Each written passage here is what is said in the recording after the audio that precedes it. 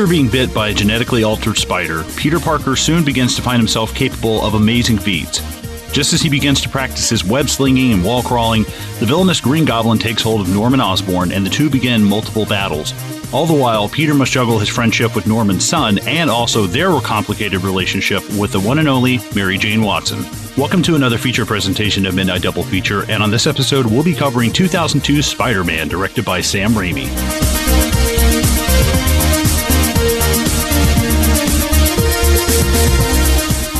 Ladies and gentlemen, welcome back to another episode of Midnight Double Feature. Thank you so much for joining us. We're covering 2002 Spider-Man, directed by Sam Raimi. And with me is my main man, Colin. Colin, what's going on? Spider-Man does it. I'm good, by the way. No, I'm doing well. I'm in full-blown Spider-Man fever. Just came back a couple hours ago from seeing the new one, so I'm excited. We'll talk about that a little bit. We'll talk about this. I've been playing the game. Yeah. Been playing the game for a while now, so I'm right in the thick of it right now. I'm feeling good. It's awesome. It's awesome because I'm seeing a lot. there's a lot of people going through this Spider-Man fever right now. Spider-Sans. Spidey Feeve. Before we get into that, so we are, just as a heads up, we are going to talk about Spider-Man No Way Home very briefly at the top of this podcast. I'm going to timecode it, so if you haven't had the chance to see No Way Home yet, you'll be able to skip to our conversation on Spider-Man, the 2002 Raimi film. Mm-hmm. So don't worry about that. Don't worry about being spoiled. And then we're going to spoil the 2002 one, by the way, guys. Just a heads up. We will. No, we will. Just kidding. Also, you haven't watched it yet. Fuck you, dude. Also, we won't be including No Way Home spoilers during our conversation of the 2002 film because right, separate things. There's like things that we kind of need to step around. It's going to be hard. It's going to be hard. It's tough. It's tough. But, I mean, look, we're going to do it. If Andrew Garfield did it and said in every interview, no, I'm not in the new one. Well, right. Yeah. That guy. He deserves an Oscar for that shit. Yeah. I mean, did we just spoil it? No. I don't think so. Okay. All right, good. Well, I mean, look, he may or may not be in it. That's all I'm going to say. Socials. Guys, thank you so much again for listening to us. You can find us on every major social media platform, not including TikTok, because fuck TikTok. We're on Facebook, which is our main group, which is called The After Party. It's 3 words. That's where our group comes together to talk all things movies. It's a fun page. I love our members. That's awesome. It's fantastic. We have a great time there. It honestly makes me really, really happy to see every time someone posts something in there, man. It's awesome. I love it. We're on Instagram, which is at Midnight Double Feature, and Twitter, which is at MDF Pod. And please rate and review us on iTunes. That will help us a million miles. Like a million miles? That will help us in a million ways. Yeah, there you go. I'm super hungover, by the way, if you can't tell. Look, Green Room. Let's talk about Green Room. Green Room is our membership club. Basically, that's where the people who really, really love us get together. They donate $5 a month, and we in return give them bonus episodes, bonus content. A lot of the times now, they now kind of have the power to choose what we talk about, which was a sort of something that I didn't really want to give up in this podcasting game. I didn't really want to give up my choice kind of thing. I remember that conversation a while back. Right, because it could be terrible. Like, you're like, oh, shit. Yeah, right. What do I do and I was now? like, am I going to be fucking wasting my Saturday nights watching a piece of shit garbage movie for the rest of my life? No, I'm not going to do that. But I trust the members. I trust the members in choosing interesting movies. And honestly, the ones that have come up, I've really, really enjoyed. So if you do want your pick heard, subscribe to The Green Room, which is www.patreon.com/Midnight Double Feature for just $5 a month. And you too can become a Green Room member and get your picks heard. All right, man. Let's sit back for a little bit. We got our coffees, we got our little waters and shit. We're just gonna sit back and talk a little bit about Spider-Man No Way Home. We're very sort of like briefly just at the top here. Just kind of give our sort of like impressions on it. And yes, we will kind of open it up to spoilers. because this will be time coded. So if you are listening right now and don't want to listen to this conversation because you haven't yet seen the movie, check the show notes because it will tell you where exactly we stopped talking about this. So, Colin, talk to me about what you thought about No Way Home. You're flying out into the darkness to fight ghosts. What do you mean? They all die fighting Spider-Man. It's their fate. I'm sorry, kid. I liked it. I liked it quite a bit. I didn't really find... Now, here's also something interesting, is that I have not seen Far From Home. I have not seen the one with Mystique. I know what happens, but I haven't seen the one with Gyllenhaal. I've seen the one with Michael Keaton, the first one.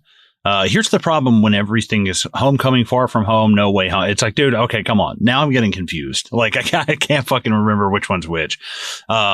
The interesting thing about it was not only the visuals, like seeing, but it's also like seeing classic characters. Like at one point you're seeing Electro fight Doc Ock. You're like, whoa.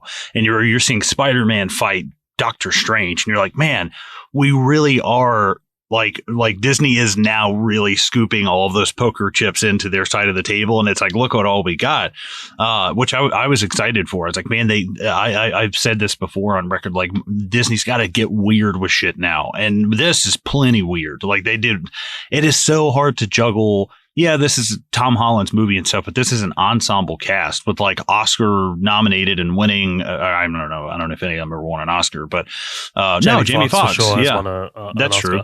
That and the talent behind the talent in front of the camera, but then also there was a lot of unbelievably great music cues. I think Tom Holland's arc is getting really cool. Like they're breaking that arc of him being the Morty from Rick and Morty or Marty from Back to the Future. They're really kind of breaking that thing now, and because he still feels like a kind of squealy voice like kid, but at the end of this one I was like, no, this is a goddamn man now. Like that, like I feel like you have definitely been through something. And I like that they get into this like Return of the Jedi, turning to the dark side kind of thing. And it's like, dude, that's awesome. Obviously really glad to see all of the main characters, the villains, but also, come on, Tobey Maguire was amazing in this. He is so good in No Way Home. And he's the seasoned, really like wise Spider-Man and older, like Batman style. Yes. Kind of thing. Yeah. It made me almost forget how big of a piece of shit Tobey Maguire is. It almost made me forget. But really, I mean, he was great. But then there's also this like the Spider-Man who did kind of turn to the dark side, and like Andrew Garfield, and he's a little bit more angry. He says he's not pulling punches anymore. It's like, dude, this is great character development and just showing, because Garfield only really got the two. You don't really see him after that second one. And I haven't watched any of those, but I know what happens in them. So I think it's really kind of cool to see, for one thing, how, both Have those. Have you seen the scene where Gwen dies? I have seen that. Yeah, that's okay, pretty cool. Because that is bad. Awesome. As soon as she really snaps, I was like, oh, like you just, oh God. So I mean, like, so just a little heads up for listeners. Like I rewatched pretty much all of these in the lead up to No Way Home. So I watched Spider-Man 2002. I watched Spider-Man 2. Didn't watch Spider-Man 3. Didn't watch the first Amazing Spider-Man. But I did watch the Amazing Spider-Man 2 because I wanted to. I mean, like I remember not loving that movie back in the day. Is that the one with Dane DeHaan? Yeah, that's the one. Yeah, and I rewatched it, and I really found myself kind of really enjoying it because it just throws everything at the wall, and not all of it sticks. But what did stick was definitely the Gwen Stacy death. Like, man, that was so impactful. But yeah, sorry, go on. I just really wanted No, I think they do a great job with kind of juggling. There's something the movie does extremely well, and it's balance. They balance so many. They know exactly when to cut over to this group of people or cut over here, and kind of like, hey, yeah, okay, so we spun these plates. We need to spin these plates over here that are still kind of hanging. The only thing that I will, and I told you this off air, I showed up like 10 minutes late, so I missed Matt Murdock. I missed like a bunch of shit, and that really was like, man, I fucking didn't see the one before this. That's really bad to miss, these first 10 minutes. So I didn't get to see all the stuff that I wanted to, but all in all, I mean, it's just such an amazing success for like, hey, we put a shit ton of characters in it. We got really weird with it, and it was really success. And it almost makes me think of like, if I could compare like an X-Men film that feels as good as this is like Days of Future Past. Like it feels like Days of Future Past. Like it's probably better than Days of Future Past. But I mean, I've only seen it once, but the whole movie just felt like watching the cartoon I watched when I was a kid, because they were never afraid to do that, to add in like, oh, hey, here's Iron Man, half of the X-Men, and Wolverine, and you all have to work together, shit like that. Or, hey, here's 6 different Spider-Men that all have to work together. And it wasn't afraid to do that. And it wasn't afraid to like, wow, yeah, I really got to think the alternate reality. Shit, I'm 9, It's like I really got to kind of think about that. So I liked it. It reminded me of the old, but it also kind of was nice to kind of see ends meet, and I think it kind of would please the people who love the Raimi trilogy, but also, Andrew Garfield's 2 movies, and then this new one. It seems like a nice bridge between all worlds. I really enjoyed it. I was not watching it and just being like, where's stuff I can mark off, but it's like I was waiting for a flaw that never really came, and I was like, damn, this movie's fucking great. I'm sure I'd find something if I watched it again, but that first time I was just so enthralled. Like Willem Dafoe, like holy shit, everybody. I mean, even though Jamie Foxx is basically playing Jamie Foxx, it was still cool, like I liked everybody in it. I mean, Lizard's a little underutilized, but it's still cool, so I enjoyed it. Yeah, that's awesome, man. I completely echo your thoughts. I think this movie's outstanding. I'm struggling to think of a flaw that I can really pick out. It is long, but it never feels long to me. I think those are the too. Those are the best kinds of movies that have these like really long runtimes. But honestly, the pacing of it just doesn't make you feel like you're watching a 2-hour 40 movie. Yeah. But I think it's funny that Toby was your MVP because Garfield was my MVP. Yeah. It was, dude, the moment where he saves Mary Jane. Yeah. And he awesome. Just breaks down. I'm just like, oh my God, dude. Like that was awesome. Like talk about a loose thread from a different franchise altogether being tied up in this new franchise. It's just like right, just so great. And obviously the Toby and Andrew Garfield stuff like coming in like that was awesome. They're great to see, dude. My theater turned into a stadium when both of them show up. Did not expect them to show up like within 5 minutes of each other, or like even like a couple minutes. Like that was pretty cool. But like they also had like substantial screen time. Yeah, like there minor characters in this for sure. Yeah, like it wasn't like even like a cameo. People were like, "Oh yeah, I'm sure there'll be like a little cameo and shit." And like, dude, that's what I thought. Yeah, no, they actually sit down like the goddamn Science Brothers and like hash shit out. It's like holy shit. And every time they get into a conversation with each other, it's like edge of your seat kind of stuff. It's like, like especially that scene on the rooftop when, again, we're talking spoilers here, but after Holland loses Aunt May, which is wild. Yeah. Ooh, and you have Toby being like, yeah, I lost my Uncle Ben. And then you have Garfield being like, yeah, I lost Gwen. And it's just like, God damn it, man. Like this is how you do this like legacy generational kind of like film, you know what I mean? It's dude, the moment Holland is like, so what are like some villains you guys have fought? And it was like, oh, that is like a nerdgasm fantasy, like all of these Spider-Men sitting around being like, so yeah, do you guys have like Rhino here, and it's like, but yeah, Holland has no idea, and Raimi or Toby has no idea what you're fucking talking about. Rhino, like what the fuck is that? I think, and then just it's crazy seeing Holland be like, yeah, I went to space, and they're like, you went to space, and it just really kind of shows like, wow, this kid is on a whole other fucking level, Right. It also speaks to just how big the current superhero film landscape is. Like, I mean, you know, the fact that you have this, like, you have Tobey Maguire's Spider-Man, who, as we're going to talk about, is very down-to-earth, nuts and bolts, kind of like, you know, tactile Spider-Man, you know, friendly neighborhood, whatever.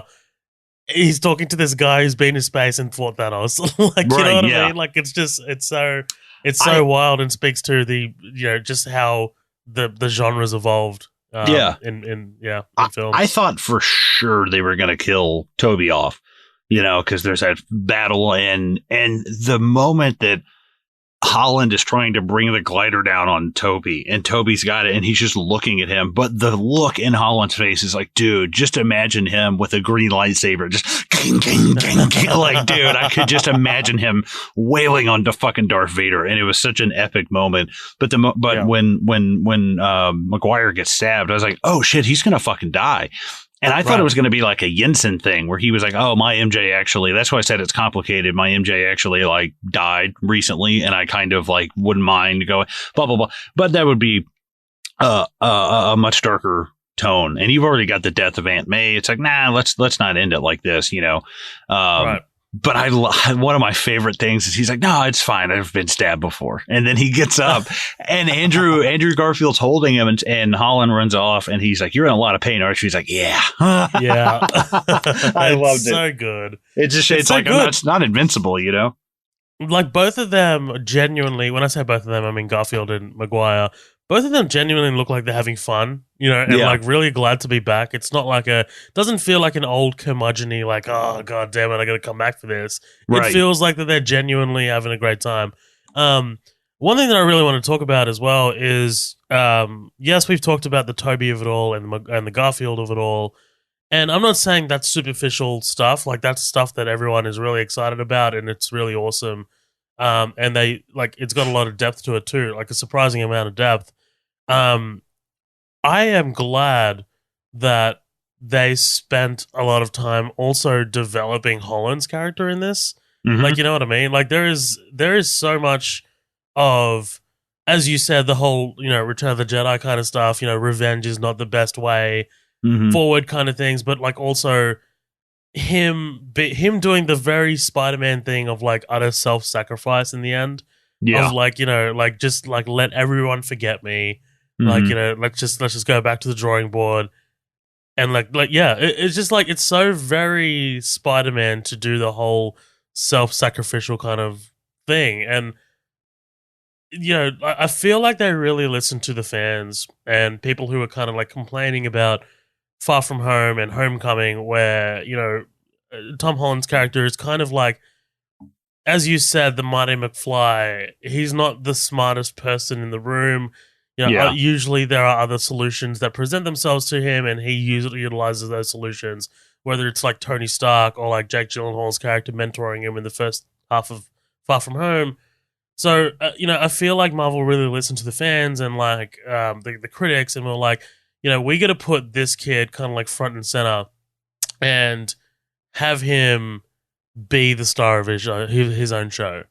And, you know, you do have these like heavy hitters like, you know, Otto Octavius and Osborn, and Tobey Maguire and Garfield, but it feels like Holland's movie. You know what I mean? Like, he doesn't feel like he's overshadowed or anything.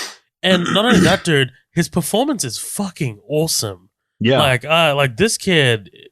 I mean, I know people and like actors are not required to turn in Oscar-worthy performances in these movies, but like, I feel like this guy just went for broke. Like, you know, it's just like, especially that last scene where they're in the cafe and like, you know, their minds are wiped and, it's genuinely like heartbreaking. I also don't want to go past Thomas Hayden Church as Sandman, because why I love him so much as Sandman is his entire motivation never changes. He's like, he's always like, hey, let's just do this so we can go home. And then the minute everyone's like, hey, fuck this, he's like, okay, fuck this too, because that's what's going to get me home faster. Like, I don't need to be fixed. Like, I'm used to being like, come on, let's go. Like, I love the fact that he was just like a constant the whole movie. You know, his motivation was very clear. He's not some maniacal guy. I loved him like rocking up and like immediately wanting to help Spider-Man, because like, I mean, I forgot that he actually turned good like, not good, but like, he right. They're on good terms. kind of went, yeah, they're on good terms. Like by the end of Spider-Man 3, so oh man, I loved it. And it was awesome. I think this movie is so effective in the fact that Spider-Man, the Spider-Man trilogy, the first one kind of ended on a sour note. And then Garfield didn't even get a trilogy. And I think people sometimes are a little irked about that. So it's like, this feels like a sequel, somewhat of, I don't want to say it's a sequel to The Amazing Spider-Man 2, but it develops like a character further. Right. Yeah. It's like, it would be like the preview of the next Spider-Man, like I would love to see Amazing Spider-Man 3, and this is something that he has to deal with halfway through his story. He's like, oh shit, I got fucking pulled into this world. I got to deal with this now. So I absolutely want to see Amazing Spider-Man 3. I want to see Garfield going off the rails after Gwen's death and just beating people to a pulp. Yeah, I think that would be basically Batman. Well, I'd love to a black suit Garfield. It's like, dude, that would be the perfect time to introduce that. I think now with the after credits of the Spider-Man movie, the symbiote is now in like the MCU and stuff. So I'm like, okay, is this the time to become like black suited? Because he hasn't really had a solid black suit except for the one he turned inside out.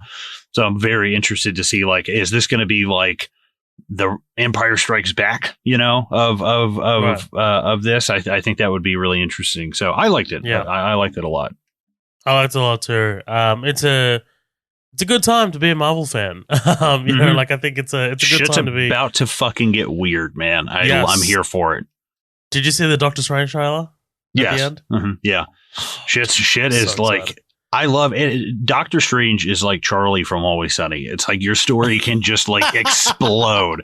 Like your story can like from a writing perspective, like, literally Charlie is in the car and they're like, who cut the fucking brakes? He's like, wow, God, bitches. And I fucking love it. Out. Right. And with Doctor Strange, it's like literally like a Tuesday is like a world ending event. It's just crazy. Yeah, man. Look, I think that about does it. Safe to say we both really enjoyed the movie. News breaking today as well that Spider-Man 4 is also in development, also with Marvel and Sony collaborating. I think Feige went on the record, and I read the quote this morning while I was on the shitter, and he's like, we didn't want there to be any discourse after, like there was after Far From Home, that, Sony and Marvel had kind of broken up. Like, we want to confirm right now for you that it is on the way. Our relationship is great, blah, blah, blah. So I think, I'm definitely excited to see where they It's go only with a matter of time before we buy them. Yeah. I'm stoked, man. I think this just felt like there was a huge level of catharsis just watching this. And, It scratched like every itch. It scratched every itch. Yes. That's the way it felt. It's like, man, I really could not ask for more. No. Right. As a fan, as just like a fan of any of these movies, of the cartoon, of the video game, like there's a lot of nods to the video game as well. And I was like, man, you can't ask for a more complete, what is a Spider-Man movie? It's like, this is it as good as like Into the Spider-Verse? It's pretty goddamn close. I think they're pretty neck and neck. Very similar stories, I think, to a degree, but I like those both a lot. No, definitely. I love the idea of your current Spider-Man being taught by older, grizzled Spider-Man what the right way is. Like, you know what I mean? Right. Mm-hmm. Like Tom Holland's mentor was Tony Stark, and obviously now he's dead. And Stark was obviously a troubled individual, and like now he's able to be taught by like these two, like individuals. Literally, they've walked in his shoes, Right, and like it's awesome, man. I'm stoked to see where they go. But look, anyway, that concludes our I guess impressions on Spider-Man: No Way Home. We both loved it. If you haven't seen it, definitely go check it out. But right now, we're gonna get into the OG, the one that started it all. Sam Raimi's Spider-Man 2002, let's fucking go. Quite frankly, I'm surprised that neither of us have chosen any one of these movies before yet. I mean, like, before now, sorry. Because, I mean, I know that we both sort of grew up on these movies, and, you talk about X-Men a lot. I love the OG X-Men's as well. But, I mean, this is When I think about the seminal comic book film, I think Yeah. it's this. I love. Don't get me wrong. I love that first X-Men. I love it. I think it did a lot for the comic book film, I guess, landscape as it is now. Mm-hmm. I think X-Men 2 did a lot more building. Yeah. For that, but I think X-Men 2 came out after this. I think this is the one that really laid the groundwork of, so this is what it's like to do a Spider-Man movie in 2000s. Right. Right. Yeah. I think they do a really great job because what is this? 02? When was Batman and Robin? 98? 99? 95? No, that was Batman Forever. That was forever.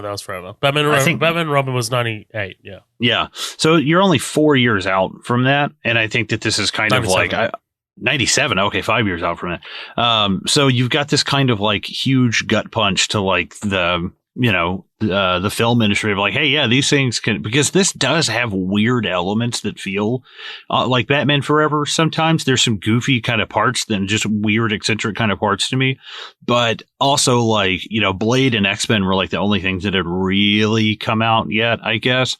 $100 million, first movie to ever hit that in its opening weekend. So, I mean, this was huge when this, I remember when this happened. Huge. Yeah. This was this and the second one especially were like a big fucking deal when they came out. I remember that and Star Wars were the first ones that I remember being like, holy shit. Like, this is getting crazy, because how old were you when this came out? I was 9. Okay, yeah, I would have been 12. So, we're the perfect age for this shit, Perfect. Yeah, I remember watching this. I remember I always go to see these kind of movies with my dad. We saw the first one and the second one. I don't remember if we saw the third one or not, but this one especially had the Chad Kroeger, Josie Scott tie-in song, the and they say that a hero. Mm-hmm. Oh my god! So I have a lot of the Twin Towers in the music video. Probably, I don't remember it. It's probably like an eagle with a flag in its mouth and like and like a bomb in each talon. But this movie is absolute pandemonium, and I like it. I still like it. I think it's starting to age a little bit. I think that there's a little rust on the chrome now. I think it's definitely aged. I don't think it's starting to age, or even just a little bit. I think it's definitely aged. It's definitely, but it's like a wine. It has got parts of it have gotten very good with age. But I think if I go to this trilogy, I go to the second one because that one just felt. You had like body horror with Doc Ock and stuff, and that was like a lot more like Sam Raimi's alley kind of shit, like that horror genre. But all in all, I still enjoy this. I think I hate Tobey Maguire in it. I definitely don't enjoy Tobey Maguire. I don't like James Franco. I love Kirsten Dunst in this for some reason. Fuck, bro. I was just about to say I hate Kirsten Dunst in this. Oh, that's so funny. Holy shit. Willem Dafoe and was it Rosemary Gibson? I think is Rosemary Harris.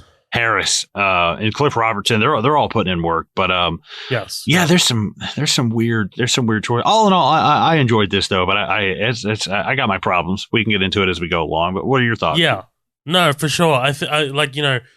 I'm hoping that people didn't click this in the hopes that we'd be sucking it off the whole time, because that's definitely not why I chose this movie.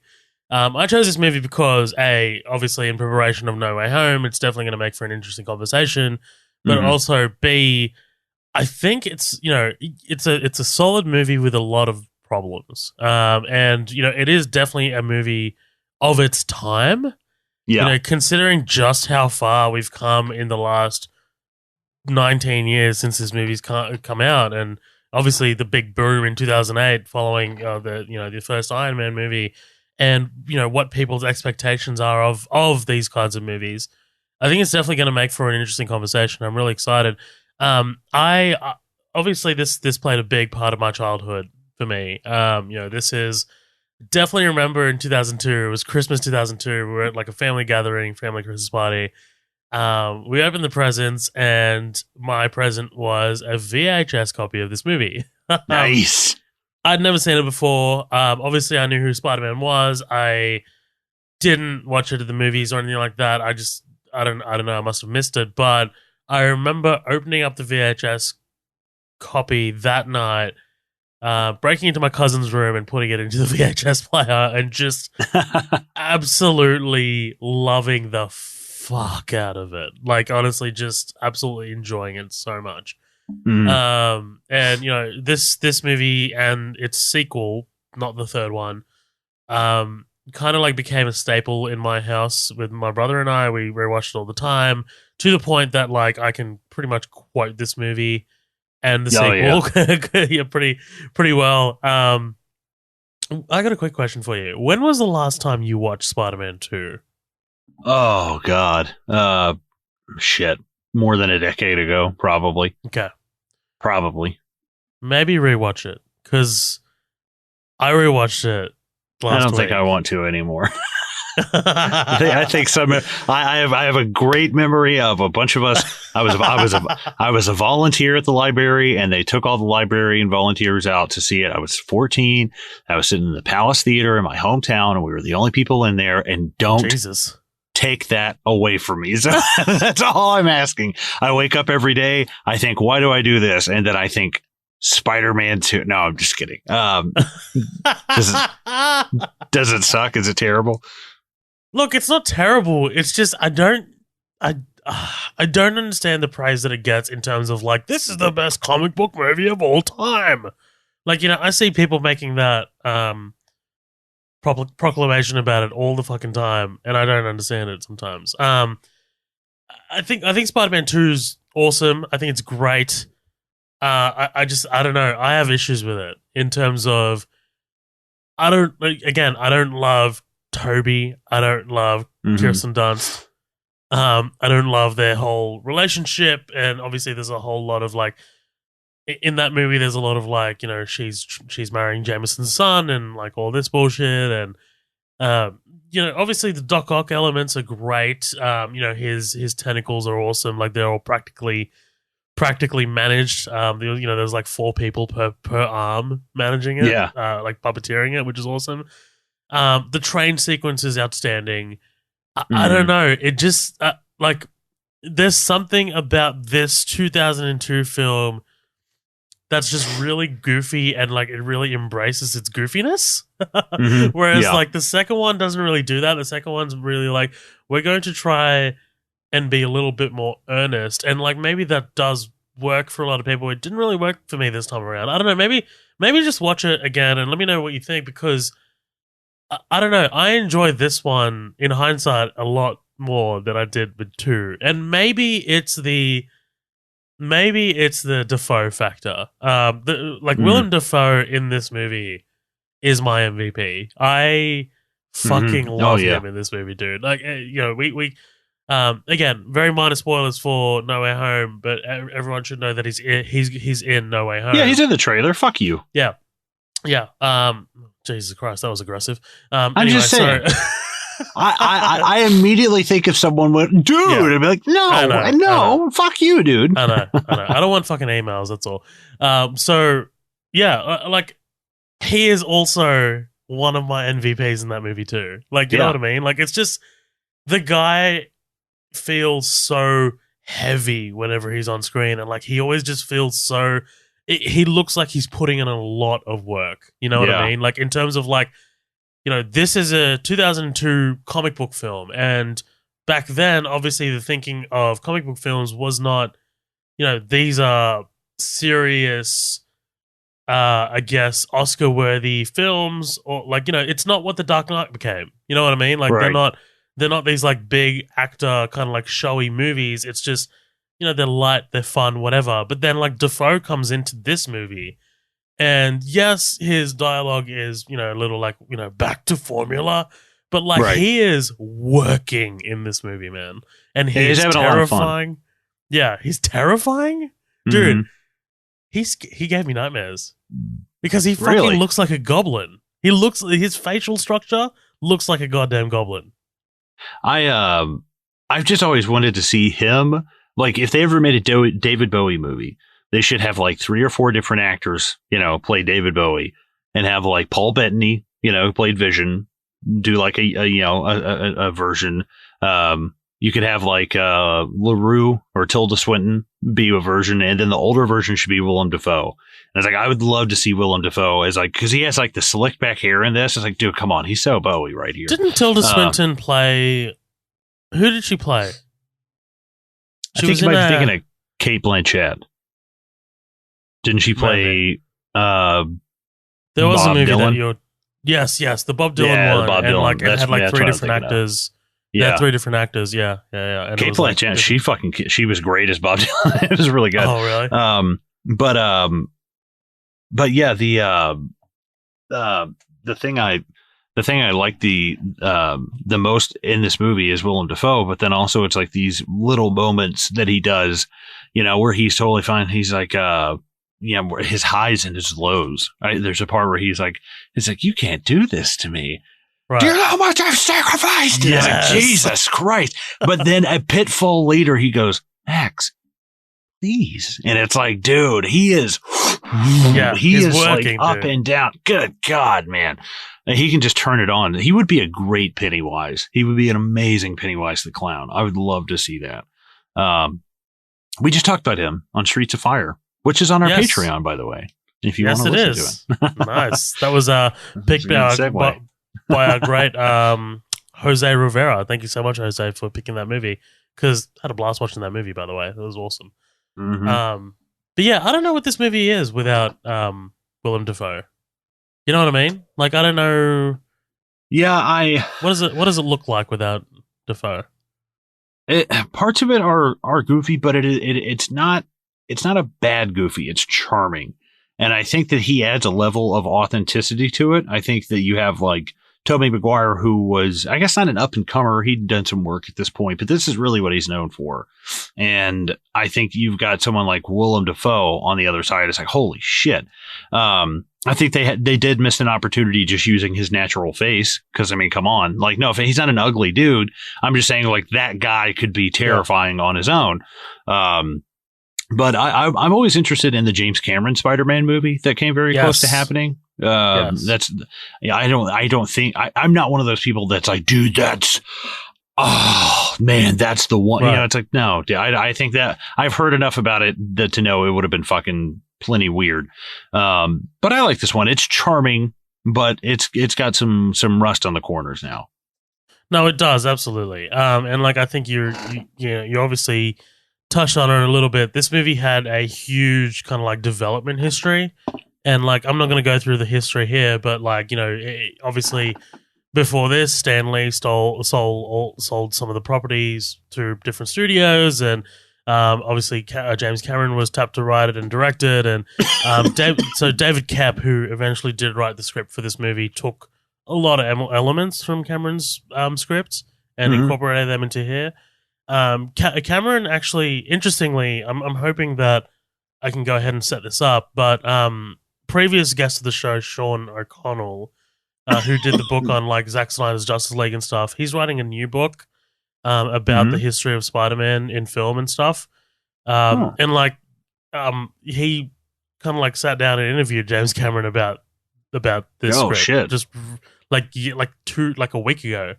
So I'm hoping that we get Sean again back for the podcast before that book comes out, because I'd love to hear like what his thoughts are. Yeah. And I'm definitely probably going to pick out that book because I really like that Justice League book. But yeah, like this movie's awesome. I think. I love the pumpkin bombs. I love the wrestling moments. Like obviously, with great power comes great responsibility, and I think Aunt May and Uncle Ben are very. They feel very genuine. There's a sense of like tactileness in this movie. Obviously, they needed to do as much practically as possible. And like, I'm not putting down the MCU or anything like that, but there's a lot of the MCU that feels floaty and very light. And that's mainly because, there's a lot of green screen. There's a lot of like overuse of practical special effects, and, that is what it is. I think they do that pretty well. But when you go back and watch a movie like this that was made in 2002 and, pretty much everything is practical, it feels a lot more tactile, and it feels a lot more punchy and hard hitting. Like for example, like when they're in that sort of like graveyard in the end, and literally they're just like, you know, battling it out, and you see the pumpkin bomb fly in front of Toby's face and it just blows up. It has a bit more weight to it than the MCU I know they films. actually set that bomb off in front of his face. In front of his face, incredible. Yeah. Okay. It's and that's why, when he turned into a dickhead? Is that why? Yeah. Well, that's why we have so many of the Toby face memes of him just like, no, you know, I wouldn't say most of this is there's obviously like a lot of digital, like him crawling on walls and stuff. Like there's full digital versions of him. And some of it does and doesn't hold up, but I like what you said, the tactical feel of the brick wall hitting him is like, oof. Yeah. Like, you know, versus like you see Iron Man go through a building. It's like, yeah, it's the standard now. It's like, yeah, okay, cool. Like, you know, it's not a big deal. But again, it just speaks to the changing landscape of these movies. I mean, you know, audiences are trained to expect different things now than they were in 2002, which is just the way it is. Right. But yeah, man, like, look, let's get into this. What do you say? We spent fucking 41 minutes. Holy shit. All right. Yeah, let's do it. All right. Awesome. Danny Elfman score, right? I mean, this, I love it. I really do. I like Danny Elfman. He's an interesting guy. His band Oingo Boingo. Did you ever listen to him? No, you've brought it up before though. Very good band. Very good. And he's done so many themes that have like plagued my child. Batman, fucking Beetlejuice. Beetlejuice is the one. That's the one that sticks in my head so bad. But you wouldn't know because you've never seen it. No, I haven't, and I never will. God. So anyway, let's move on. Terrible. Love it.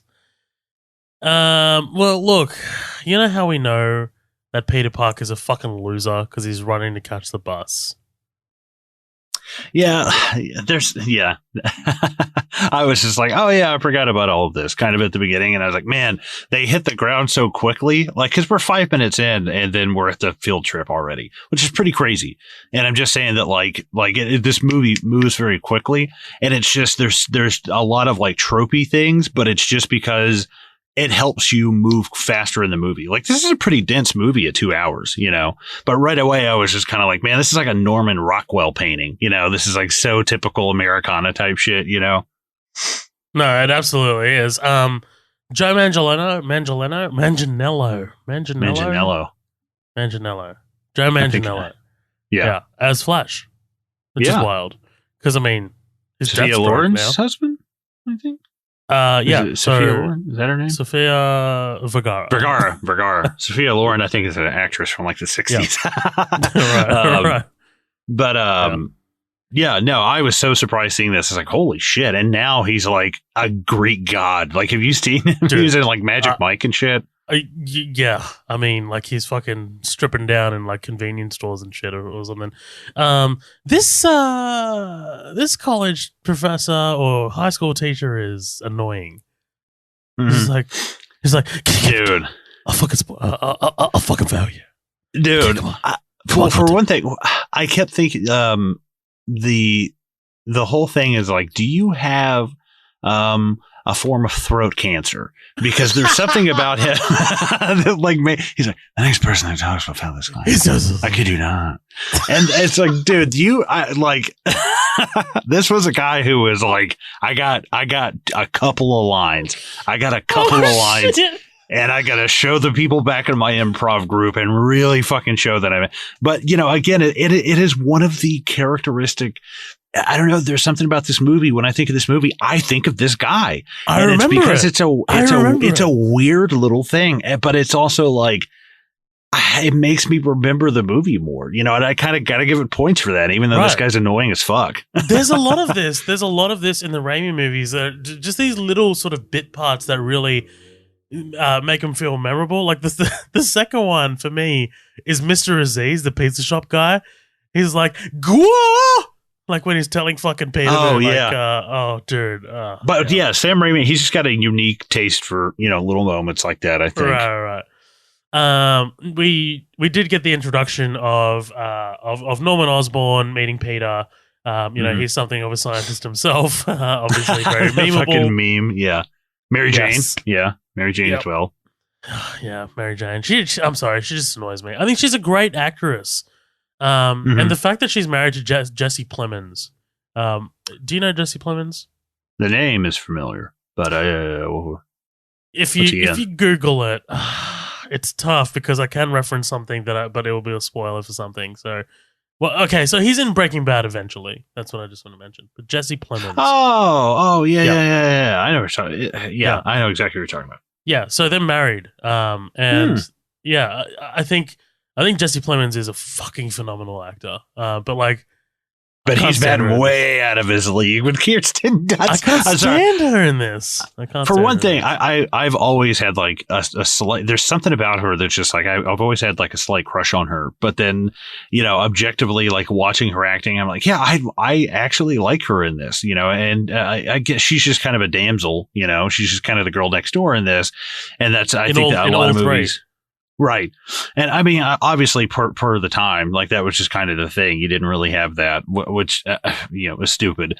But there's something about her that when like Mary Jane is a very specific flavor of like girl next door, I feel like. And it's like the red hair, she actually calls him like Tiger at points in this. I was like, man, I actually like this. Like the rest of these guys look like they're 35, but like if someone's like, oh yeah, she just got out of high school, it's like, that's believable to me. She's probably one of the youngest. Like maybe James Franco as well, but Tobey Maguire, it's like, are you here to substitute teach? Like, I don't understand. Like, but the rest of them look pretty like age appropriate for me. But I don't know. I've just always liked Kirsten Dunst in this. But even though, she is just kind of a damsel the whole time. Yeah, no, absolutely. I think it's interesting because when I see the guy with throat cancer, I'm like, he's no older than these guys. Like, I mean, right. Is he a fucking student teacher or something, man? Like, dude. Right. I would love if he were just like the next person that talks will fail this class. You're like, shut the fuck up, Daryl. He's like, guys, come on. Like the teacher put me in charge. Dude, like him just being like, you were talking throughout that woman's entire presentation. Jesus Christ. Let's go talk about how we listen. Yeah. Well, and it's like, this is a research lab. It's not a library. You don't have to talk like that. Like, this is a guy, I feel like Christian Bale saw this and was like, that's what I'll do. That's what I'll do. That's what I'll do. He's just walking around his house going, the next one that talks will fail this class. I kid you not. You were talking throughout that woman's entire presentation.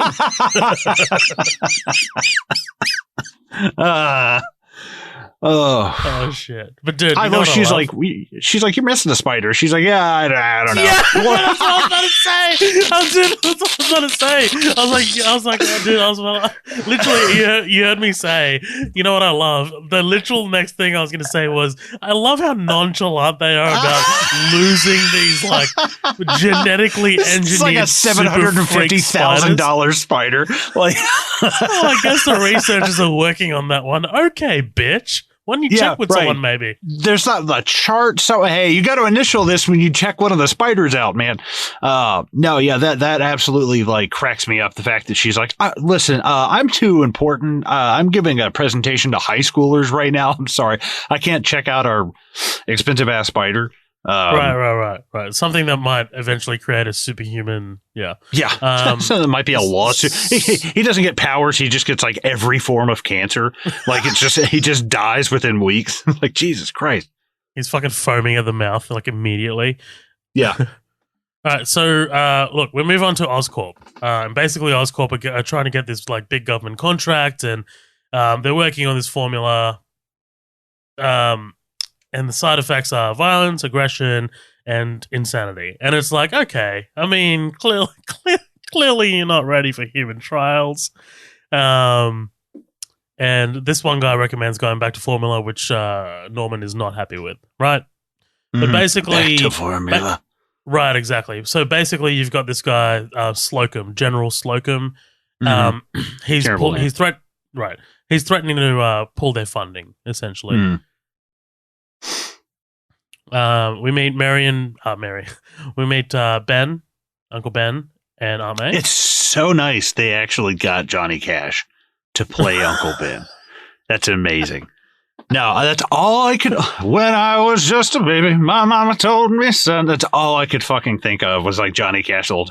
And he's like, oh, I got to work on computers, computer analyst, computer, blah, blah. And it's like, there's something I love about him that it's like, this guy, he could be a millionaire and he would still be like, I got to have a job. That's just what. That's a man works, like that's kind of what he reminds me of.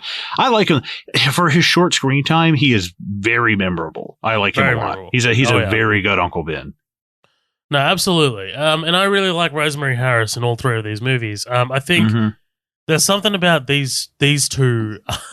I mean, these guys are in bed by like 5, whereas like you have the new Aunt May who's just like out like slinging lines of cocaine at like 1 a.m. So dude, I mean, like so hot. She's so fucking hot. She's so fucking hot. I mean, Marissa Tomei. I mean, God damn it, George Costanza will have a field day. Oh yeah, absolutely. Right, absolutely. Peter comes home. Right, he's not feeling very well. Goes upstairs. I love how he's been at a poker game all night. Google Tobey Maguire poker game. Oh, yeah. That's all I'm going to say. Just watch Molly's game, I guess, if you want to. Oh yeah, that's true. Yeah, right. But yeah, he's having the shakes. Michael Cera's in that movie. Yes, doubling as Tobey Maguire. Yeah. Yeah. Apparently, he's never really tried any hallucinogenics before. This is actually just all in his mind. It's him. It's actually him closing his eyes and seeing the DNA swirl around and shit. He's like, oh, I'm just on a lot of acid. Like that's it. It's not very well known that this is a documentary. Yeah, right. This is the decline of an American teenager. Right. This dude, when he passes out and he starts like, freaking the fuck out and shit, my dad and I just like absolutely laughed with the flash of the random skull. Yes, yeah. It's this. Whenever they do little montages like this, I just wish like John C. Reilly's head popped up and was like science. Like that's all I want. Boats and hose. Yeah, something just like boats and hose, but it's just him going science. Like that's all I want because it's like okay, yeah, whatever, cool. I trust you. Yeah, absolutely. So then, obviously, while Spider-Man's being born, you then have the Green Goblin as well. Because this is how things happened in 2002 superhero origin films. Like, both superheroes must have been made at the same exact time. Dude, I love this. Like, this is... when Dafoe goes, get me the promochloroparazine, I'm just like, how many takes did that take? How many takes did that take? Jesus Christ. Willem Dafoe is just like, I was in Platoon, right? I don't think I should have to do this. I was Sergeant Elias, bitch. It's a great movie. Solid movie. Oliver Stone. But yeah, this scene kind of gave me nightmares, I think. I remember that always remember that zoom in on his face. Yep. So, oh man, his eyes turn white. That's so scary. Yeah. The eyes going wide, him kind of like convulsing as well. It's all really well done. Again, all super practical of like, him throwing the guy into the shit as well, breaking out. And yeah, it's, I just love the shot of like on the computer, his muscles are growing. Yeah. It's like, and he looks the exact same size the whole movie. It's yeah.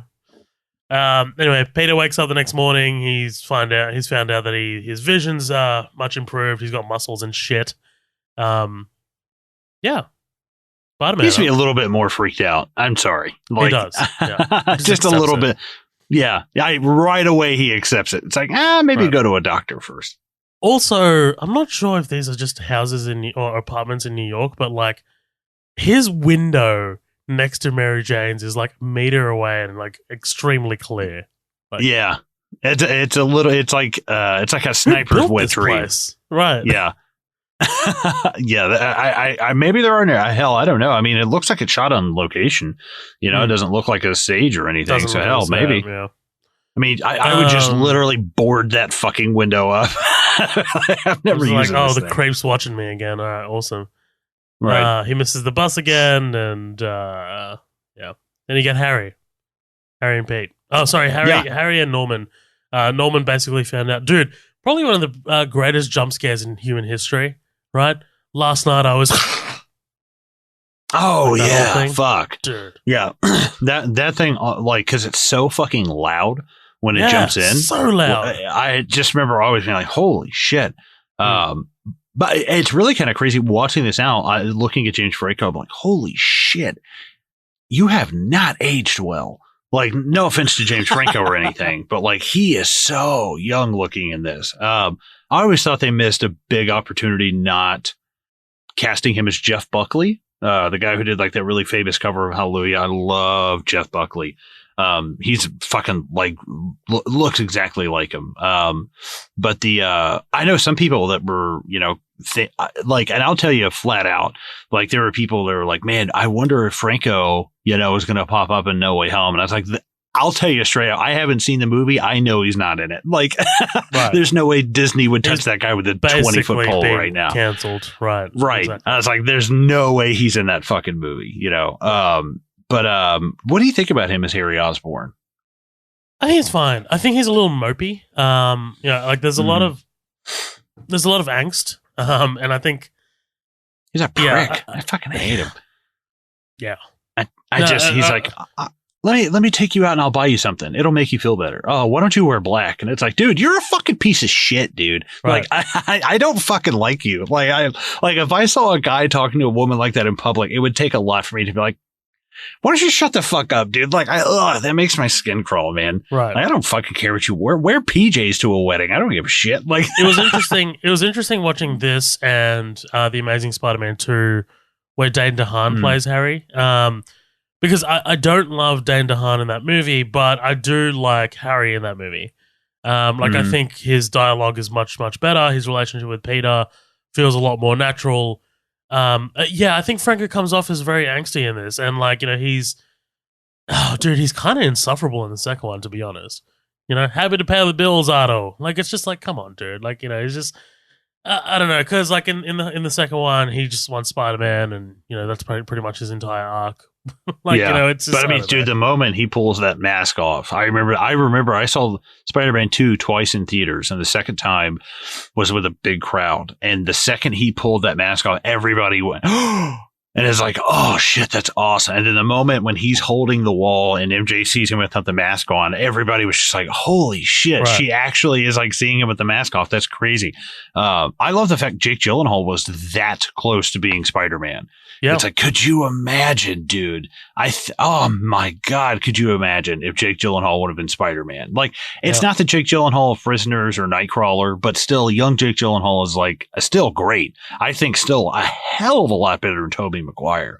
Like, oh my God. Yeah, I feel like there is this, when I talk to some people, and so obviously a lot of people like to hate on Marvel because Marvel are Marvel, and they're this big giant franchise and everyone loves it, and a lot of people are very like nostalgic about these movies, and people are like, no man, Tobey Maguire was the best Spider-Man, and I'm just like, no he wasn't, man. Like, I think they genuinely improved on the best Spider-Man. So I think Tobey was good, I think Garfield was pretty good, and I think Holland's the best. But I just, I feel like people look back on Tobey and are like, no, like, he was definitely the best Spider-Man. And I'm like, man, I feel like you've got your nostalgia kind of like fucking up with your head. Like, I mean, I think these movies are good. I just don't think that Tobey's he's got almost like some great moments in this. Like the moment he punches Flash Thompson, and he's just kind of like, holy shit. Right. And then they're all like, man, what a freak. And his like, oh shit. Like, it's one of the few times you really see him like emote. There's just something about his face that I'm like, can you not stare at me? Can you just stop staring at me? Like all I'm getting is this fucking stare from you. But he's capable of so much more. I know that Tobey Maguire is a better actor than that. So like, I don't know. Maybe he just didn't give a fuck about these movies. I don't know. He's a weird dude. He's a weird dude. He catches the tray. Apparently practical. This moment. I've heard that. I just, good God, I can't. Why? I just don't get it. Like, if you were like, hey, we have a tray and every one of these items has a magnet on the bottom of it, then like, okay, cool. Like we can figure out something. But like, no, just naturally doing it, I'd feel like I'm sorry. I'm not going to waste my time doing that. Get a fucking stuntman and film it from the neck down. No, there must have been fuckery, right? I mean, that's like just he's not too perfect. Yeah, I think there is like something to do with magnets or some shit. I don't know how they did it, but like there's some fuckery there. It's not like he actually caught that like that. Surely not. Right. Who knows? He's Tobey Maguire.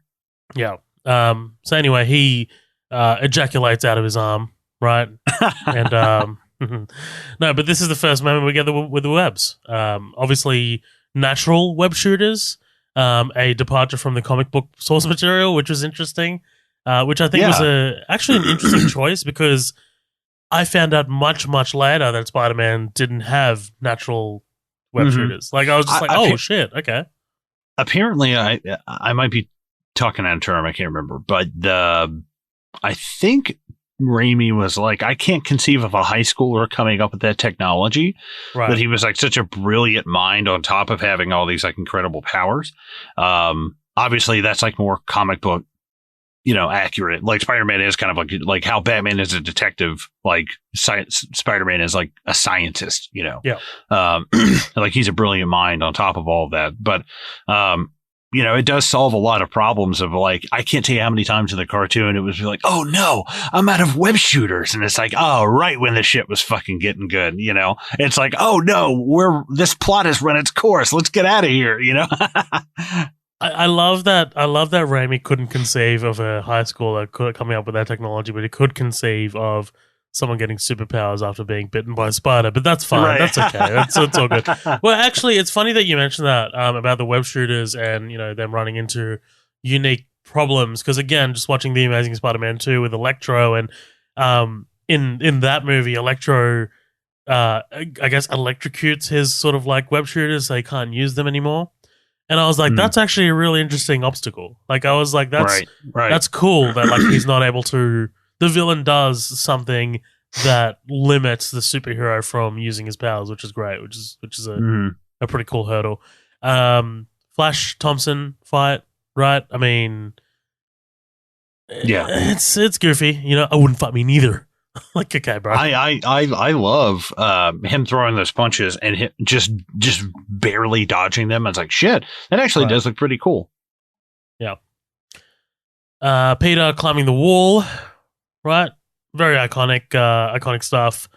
Very, very memorable. This whole thing, like him jumping like over the buildings. This is all, this is all, very like Superman, like like you'll believe a man can fly, like that whole thing. Right. So. Right.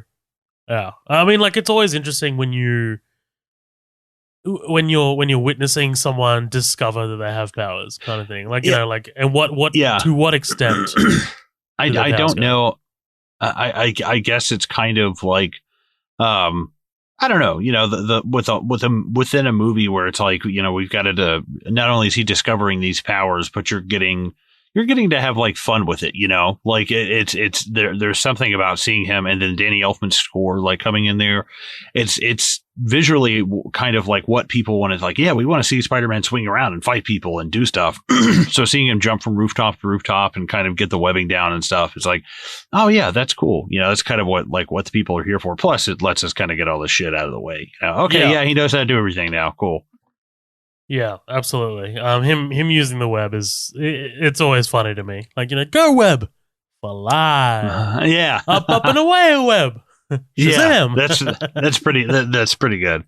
Yeah, it's good stuff. He flies into the billboard. The hard cut of him running home. I was like, dude, that's great. That is so funny. That's so fucking funny. Is this when he's taking out the trash and he sees MJ? Yeah. So every time he and MJ have a conversation in this movie, like big, deep, and meaningful conversations, the movie just grinds to a goddamn pause. I hate it. Like, I know you need these conversations with these characters, but like, I feel like they go on for a little too long. Like, you know what I mean? Like, you haven't set up the pacing for these conversations perfectly. You know what I mean? Like, I feel like they go on for longer than like they outsay their welcome a little bit. And I get what you're doing. You're trying to give them dimension, but I don't know. Mm-hmm. I don't even know so much if it's the conversations. It's the fact that they're like just nothing about them until really the last conversation where she's like, I don't know, Pete, why would you be interested in that? Like, that's when things start to get kind of like, oh, okay. But all these other ones are just kind of like, hey, how are you? Oh, yeah, you're cool. Okay. Yeah, we're going to make it. Okay. Bye. Like, it's just, it's not, there's no real like there's just no quality to the conversations. But I do love the first one they have, and there's an unintentional line that is hilarious. And he's like, "You're gonna light up Broadway," and I fucking busted out laughing. I fucking died. But then a second later, she goes, "You're taller than you look," and without even breaking face, he just goes, "I hunch." I thought that was so fucking funny, and it's like this movie might age, and there might be some moments to it, but dude, is it fucking hilarious? Like, there are some unintentionally and also like intentionally hilarious moments that I just love, and it's quirky. I love that quirky charm to it. No, yeah, definitely. And I'm pretty good with kind of like transporting myself back in time and like putting myself in the shoes of like a 2002 audience. So, like I adore it for the time frame that it was released in.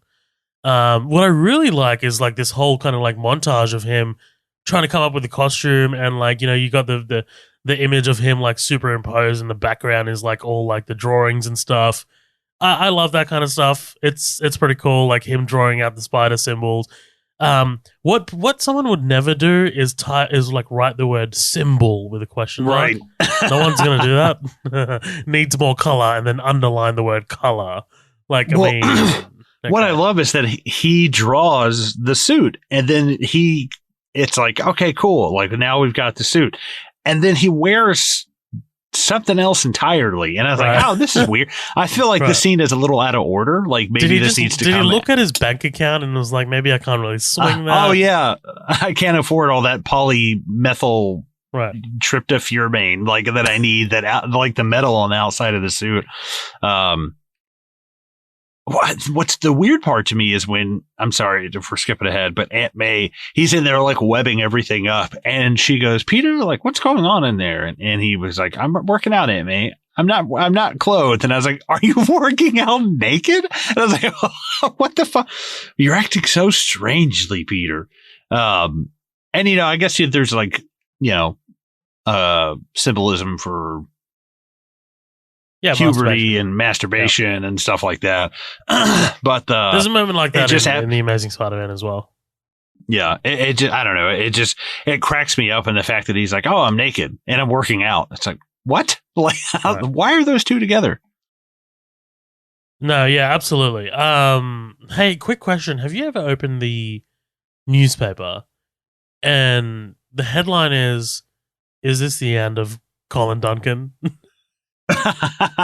Yeah, it's like, gee, it's just the end of Norman Osborn. It's like, this guy will probably just, I don't know, get another job or invest his money somewhere else. Like, this guy's still a multi-millionaire at the end of all of this. Probably doesn't need to work again. Right. Yeah. There's nothing like, okay, like I'm sure this guy could find a job in a week, I've actually got it freeze framed on the newspaper, and I'm reading some of the the wording. It's actually kind of interesting. So this one says, Michael Kirk, head of the Kirk Street brokerage in Dallas, Texas, agrees, and he says, in quotes, Osborn is far too closely tied to the super soldier program to be allowed to stay if the program is cancelled. Oscorp's only chance of survival would be to convince investors that they are starting over, that the mistakes of the past are a thing of the past, and that they will no longer be guided by the single vision of one individual. That's pretty interesting. Like, I know CinemaSins do that whole thing of like actually going through and reading these things, because sometimes it's just like copy and paste language. But like this one looks pretty legit. Yeah, I do that from time to time. I'll see a newspaper and be like, what does that say? And sometimes it's like, about a boy, about a and it's like crap or garble. And I'm like, oh, okay, never mind. Osborn this is the first time we see Osborn actually paying attention to the other side, right? Like he hears the goblin laughing, and like he's profusely sweating in this movie, like he's constantly sweating. Yeah. And then we get the drive over to the wrestling, right? And then you get the conversation in the car, right? With great power comes great responsibility. This is obviously a landmark moment in these movies, because I mean, what a line! I mean, what a great line! I mean, like it's fantastic. It's fantastic writing, and I think it really underscores who Spider-Man really is. Like he's a kid for sure, and he's been afforded this power and this responsibility. And like can he live up to that? You know what I mean? It's good stuff. Yeah, that's always been there's I don't know, when you think of superheroes, there's not really a line of superheroes where it's like, they might have like a catchphrase, they might have like up and away, or blah blah blah, I am vengeance, I am Batman, or blah blah blah, but none of them really have like that epic of a line in their backstory. I think with great power comes great responsibility, and it's just like it is the like quote for any hero, for anybody that decides to become a hero in this kind of way.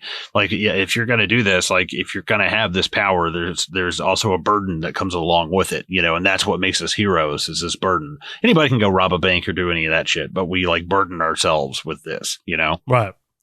I'm just going to quickly bring up the Amazing Spider-Man and how it kind of used this line, because it felt fucking, I guess, obligated to do their own version of this, and it's garbage, dude. I hate it.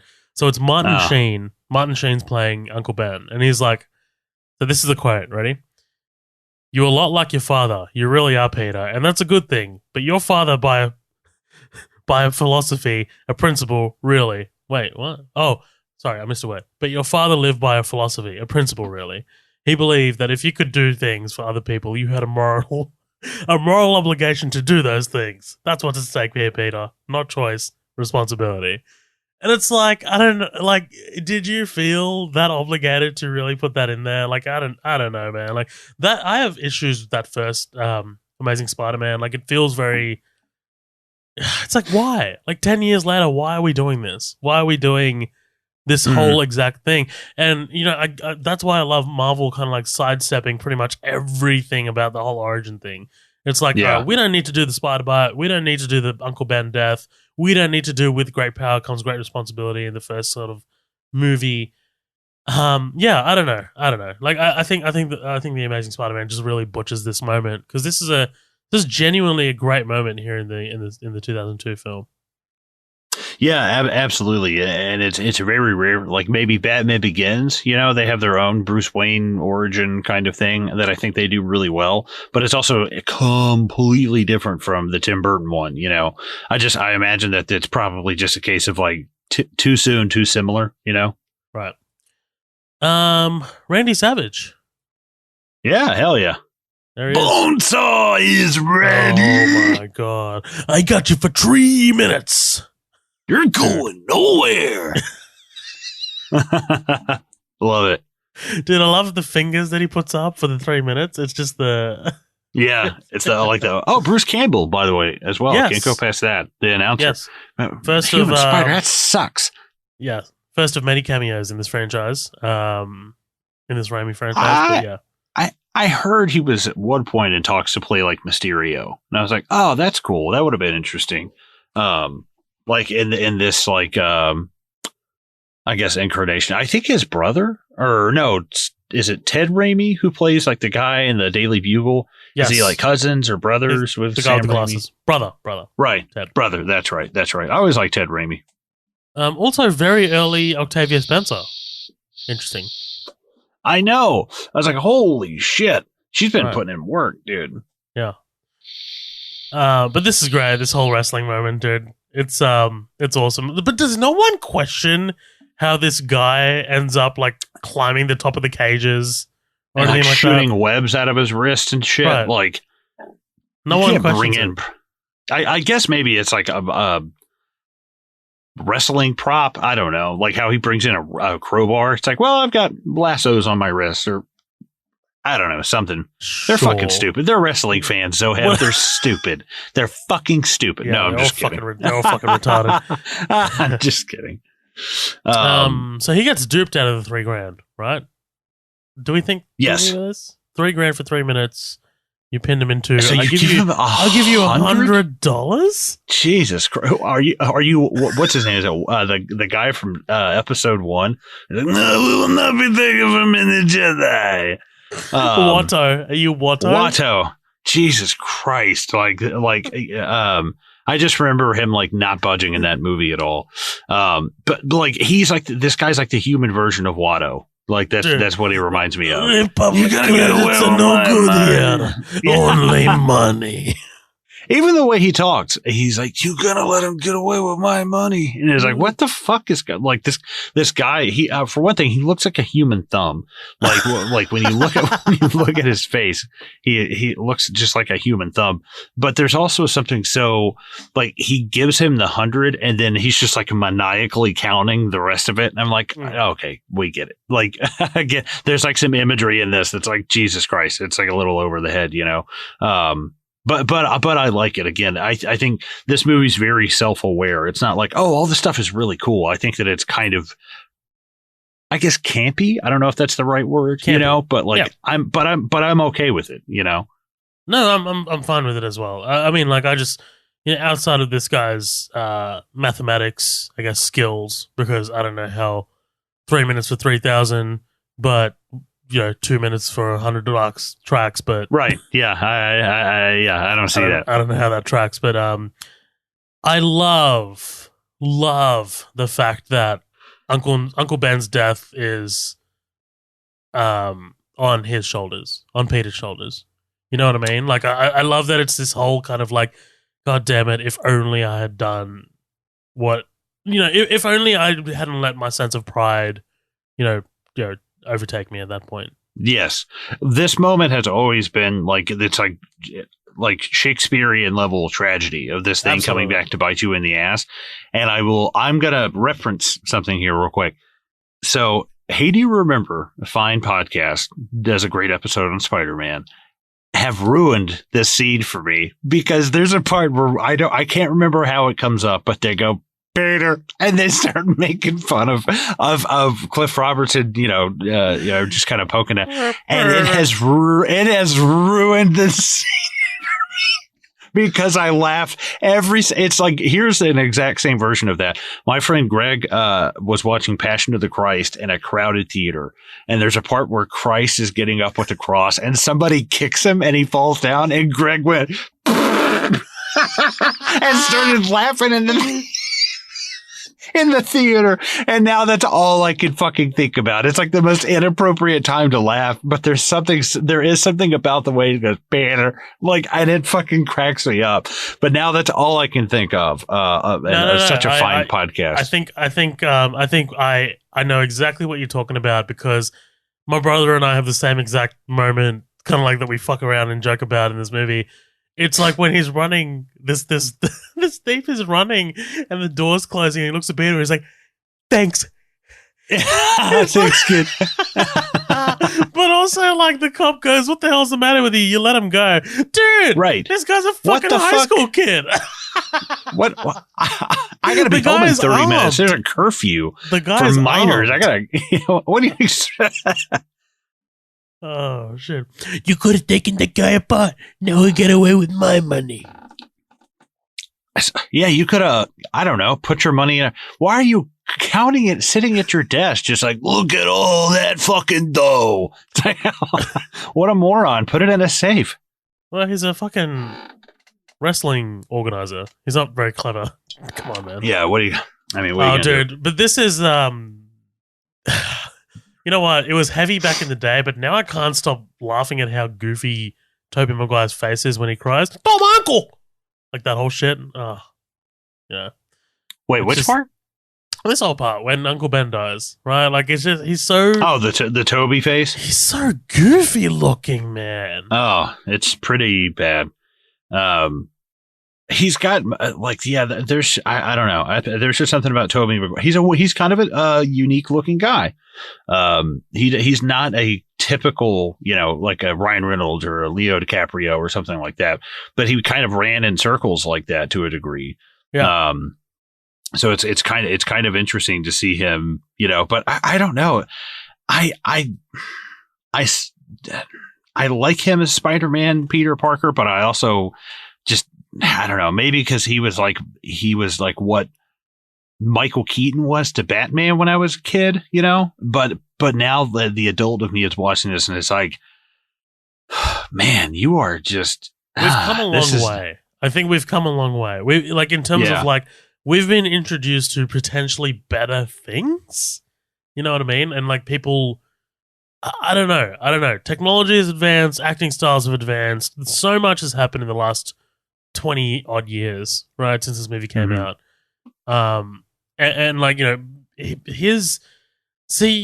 I also felt weird about him even back then as a 9-year-old. I thought he was very mopey.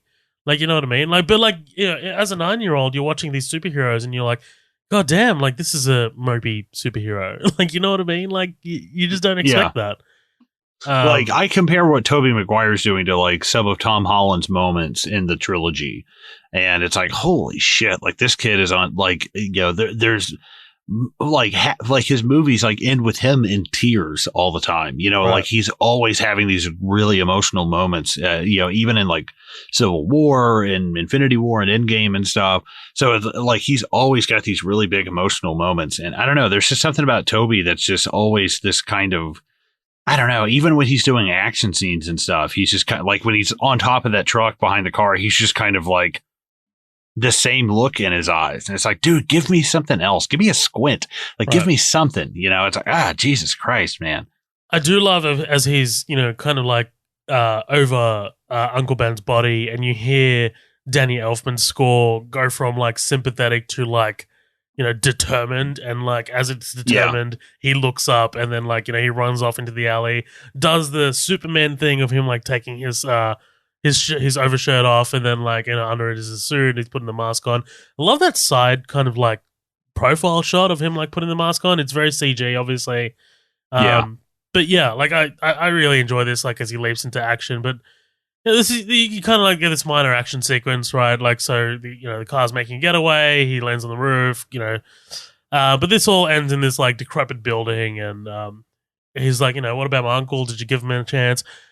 And yeah, basically this guy ends up throwing himself out a window, and Spider-Man's to blame. I mean, yeah, he had time to fall. You could have just, you could have snatched this guy up. But I don't know. Flawed as this movie is, I enjoy all of this as kind of a first, and now you've learned your lesson, kind of thing. It's now 2 people are dead because of your, all it takes, what is it? All it takes for good or for evil to flourish is for good men to do nothing, kind of thing. Yeah, absolutely. We get the general at this. So this is Oscorp's kind of competitor, I'm assuming, right? So the general's pulled Oscorp's funding and has now gone to the competitor. And the Goblin shows up, and man, do I love that laugh! Okay, you can listen to it and be like, that's so campy. Fuck, do I love that laugh, dude? The ha ha ha. Yeah, no, it's so large. If somebody played that outside of this movie, it'd be like, is that Willem Dafoe and Spider-Man? It's a very distinctive laugh. Yeah, it's awesome. He blows this guy to pieces and fucking basically destroys this. Oh, love it. It's awesome. It's a great villain introduction. I love it. I love it a lot. Aunt May and Parker share a conversation about Ben. Interestingly, well, I mean, not really interestingly, but you find out in the second one that, Peter actually confesses the whole truth to May in the second one, right? He's like, oh, look, I actually went to a wrestling thing. He died because of me. That's all part of the story arc in the second one. But forgot about that. I think May takes this really well. Yeah. didn't he just die? I can't remember exactly what she's like. Well, whatever, it happened. Let's just move on. Like I can't remember exactly what her thing. I think also because this is where I think Mary Jane and Flash break up too, right? At graduation. Yes, at graduation. Yes, they break up because Harry's like watching them break up, and it kind of just like cracks me up because it's like, dude, this is what we call a bro moment, if you will. And this is when you say to your, hey, listen, I'm attracted to this girl. I like her. If you're not going to do anything, I will, but I'm just, you're my friend. I know you like her. I really want to check hit with that. you first. I really want to hit that. Right. If you prefer that I don't, speak now or forever hold your shit. So, it's like I've had moments. I've had friends come up to me and be like, hey, that girl that you were hanging out with, that's you got anything going on? Blah, blah. It's like, yeah, no, that's my sister. No, it's like, oh, okay, cool. But no, Harry's not. No, this is, and I know it's so douchey to be like bro code, but no, come on, dude, bro code. Like, no, right. That's not cool. No, absolutely. And then we get our probably one of the best casting choices in comic book movie history, or any movie history, is J.K. Simmons as J. Jonah Jameson. Like, I mean, yeah, man, it stood the test of time. Man, does he? Yeah, absolutely. You watch this movie today, you watch the sequel today, and you're like, this guy is perfection. You never see him outside of the office, which is kind of like weirdly interesting, but like he's always in this one office and he's just barking orders. And the way he talks, dude, it's so rapid fire and it's just, it's gorgeous, man. I love that he ain't no snitch because, like, when Green Goblin shows up and grabs, he's like, where's the guy who takes pictures of Spider-Man? He's like, I don't know. He sends me his stuff in the mail. And it's like, dude, that's, and that was like J.K. Simmons was like off the set of Oz. And he was like, yeah, he wouldn't snitch on him. These are prison rules, bitch. Sure. You get yourself fucking stabbed doing that. I will fucking stab you. Just, oh my God. It's so good, man. So I was gonna say Daily Planet. God damn it. What's this fucking place called again? What's this place? Daily Bugle. Daily Bugle. So Daily Bugle is actually full of interesting faces. Obviously, we talked about Ted Raimi, J.K. Simmons. You got Elizabeth Banks outside, which is interesting. Yeah. Yeah. Wild. I can't remember the name of the other reporter, the big black dude, but he's in like Sister Act. He's in a bunch of movies I watched growing up as a kid. I was going to wait for you to pull out the big one. His name is Bill Nunn. He was in Do the Right Thing as Radio Raheem. Oh, nice. Cool. Yeah, I always like him. Yeah, he's awesome in this. Especially in the second one, because he kind of like makes Jameson realize like that Spider-Man's actually a good guy. Like he's got a lot to do in the second one. So Jameson's going to make Spider-Man infamous, and you get MJ leaving the Moondance Diner, right? She's not proud to be working here, dude. This fucking guy comes outside and he's like, hey, it's like fuck off, man. I'm fucking done with my shift, bitch. Your shift, you're $6 short. Like yelling at like, oh my God, that drives me fucking nuts. I also don't want to go past the Lucy Lawless cameo from, Xena, the warrior princess. And she's in... Yeah, where was she? She's the one, she's like guy with 8 arms. Sounds hot. Like the punk chick smoking a cigarette. Yep, and it's like, I love Lucy Lawless. But yeah,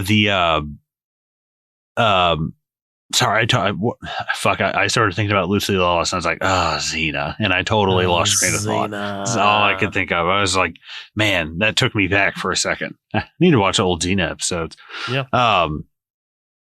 So we found out that basically the Osborns have taken Peter and May in. Like they've set him up in this little apartment. We find out that Harry's been seeing MJ. I love Peter being like, no, Harry hasn't mentioned her. Yeah, dun dun dun dun, death stare. I love it. But also, man, like Dafoe is just charming. Like there's something about the way he holds himself in this. Like but he's both terrifying and charming at the same time. And like, yes.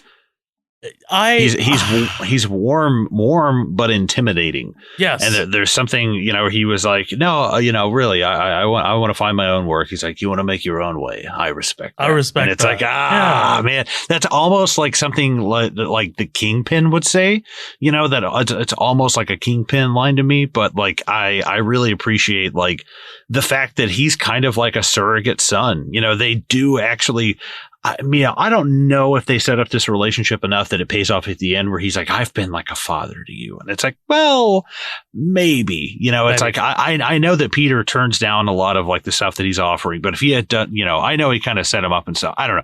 I feel like if he had done a little bit more, if he were just like, holy shit, yeah, this is really hard because this guy has been like a dad to me versus he feels more like your friend's dad than like, oh no, he and I have like a relationship. There's still a problem because you're close to someone I'm close with, but like, you know what I mean? More direct. I do know what you mean. And it's like, it's interesting because like, I don't know. I think you're definitely right. Like, I think there's like twice in this movie, he's like, hey, you're pretty cool. Thank you. You too. And that's basically it. Yeah. But like, see, when you're a kid, like this feels a lot stronger. Right. Mm-hmm. It feels a lot more. Yeah. It feels a lot more heavy. I love him, man. Like and I don't want to raise one and lower the other, but I love him a lot more than Doc Ock. I'm sorry. I know there are people out there who are just like, that's fucking blasphemy, whatever. And I love what's his name? Molina. Yes, I love Molina as Doc Ock. The moment when like him and Peter and I think Rosie is his wife's name. Like, they're sitting down, they're talking about how they met. Like, he's like, I was talking about fusion reaction, and she's talking about T.S. Eliot. Like, it's all like, charming stuff. But there's so much to Dafoe's performance in this, and I think Dafoe he's kind of like a lot of people are kind of like give him the short shift a lot of the time because his costume's not amazing. Like he's kind of like got the Power Ranger thing going on. And like, that's kind of fair enough. It does end up looking a little goofy.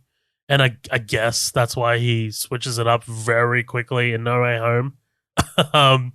But like, yeah, I don't know. I don't know. Dafoe in this really works for me. This was the first thing I saw Dafoe in. And he left an impression for sure. Yeah, this is probably the first thing... I don't know. I don't think I'd seen Platoon yet. I know we had Platoon growing up, but I don't think I'd watched it yet. But no, he's great. And I think that you've got somebody who can be terrifying outside the armor as well as inside the armor, and that works really well. I just, have you seen like the rubber, like practical thing they did?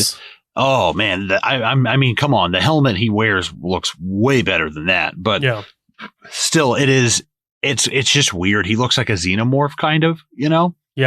Get that long, slender head. It's like, that can't be very tactical. That's got to feel like there's a lot of empty space in there. Well, I mean, the Goblin shows up very briefly in Into the Spider-Verse when they're like fighting underground, and like that's kind of like how he looks in the comics.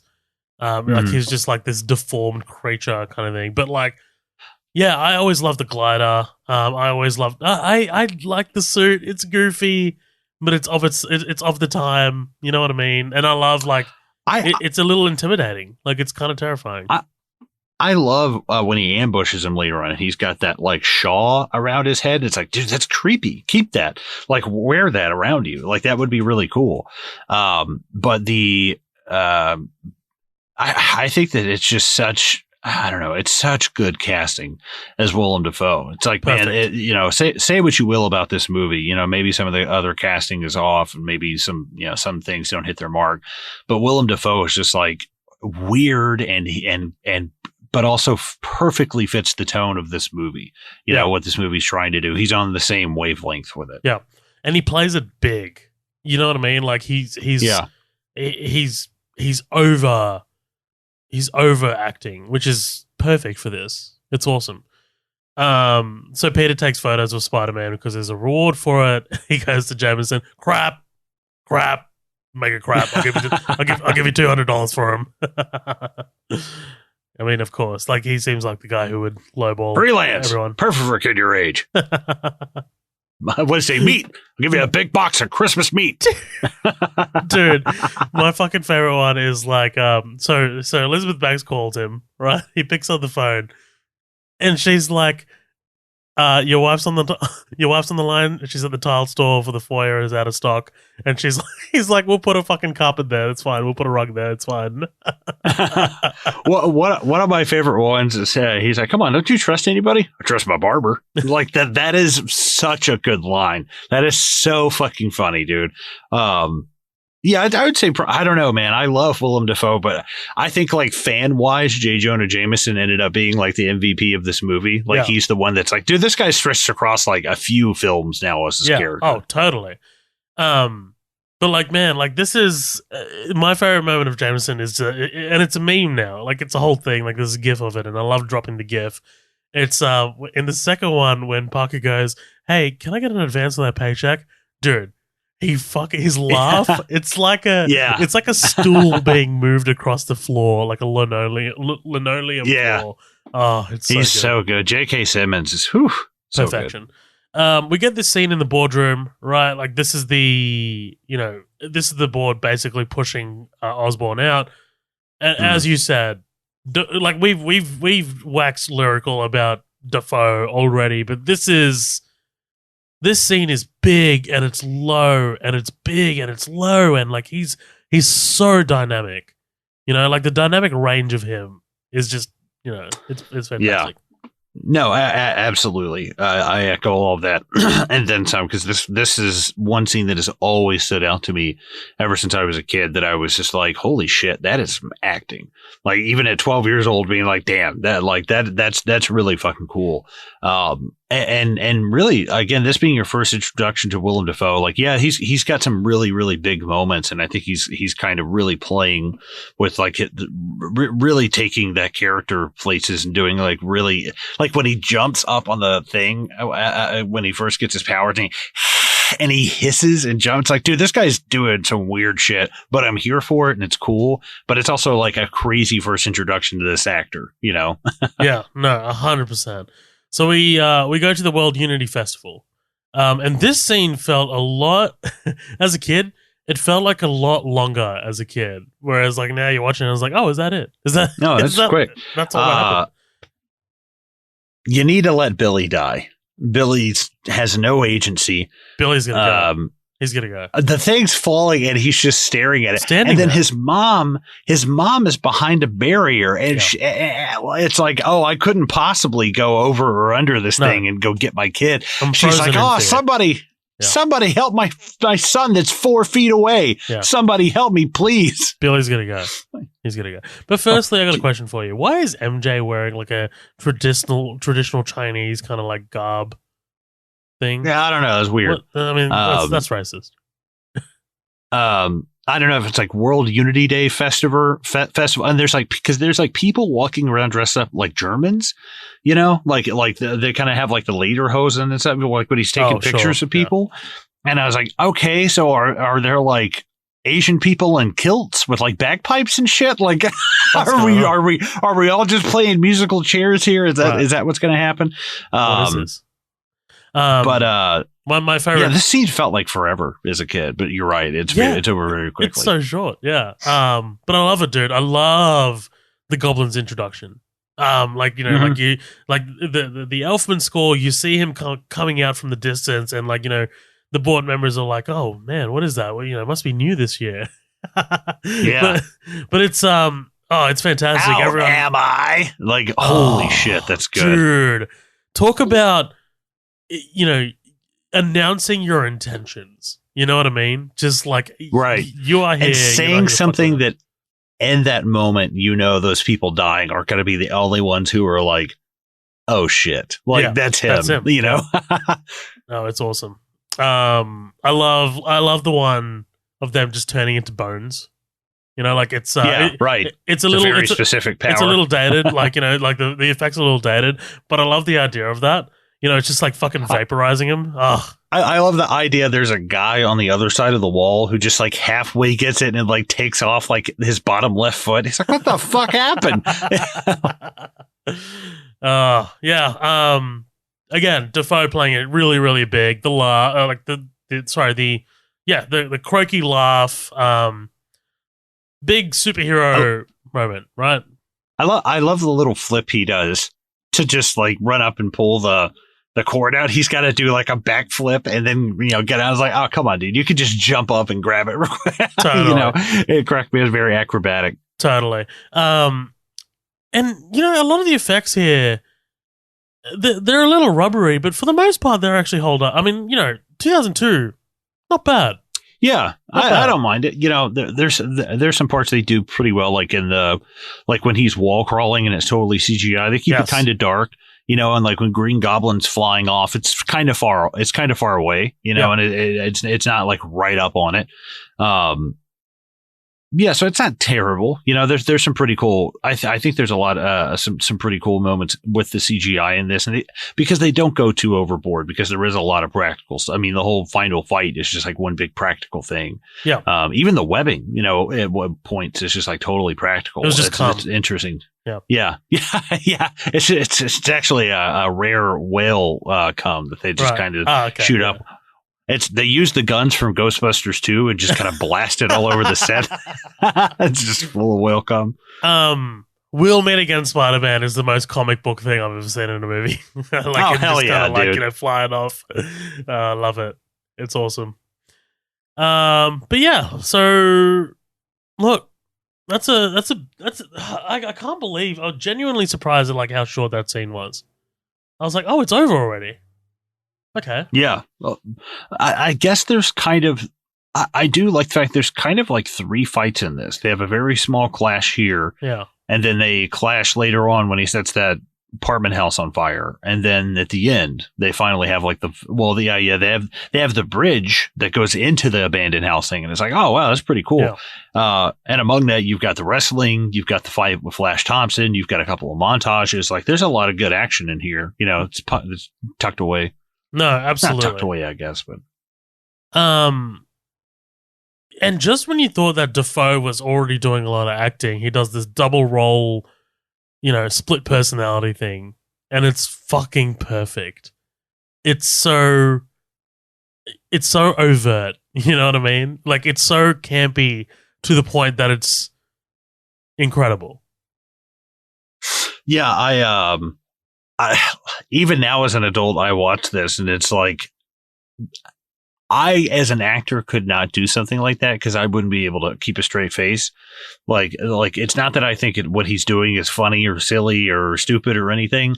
I could not really take myself seriously enough. I could do a scene with somebody, but I couldn't do this by myself. Right. Like, and this guy is playing, like the two sides of Harvey Dent at the same time, which is, and it's just going, even the facial things, like when it shows him, he's kind of got the wide-eyed kind of like more innocent one, and then the little bit of the corners of his mouth, I love and his eyes are squinted. It's like, that's fucking awesome. That's really cool. It's brilliant.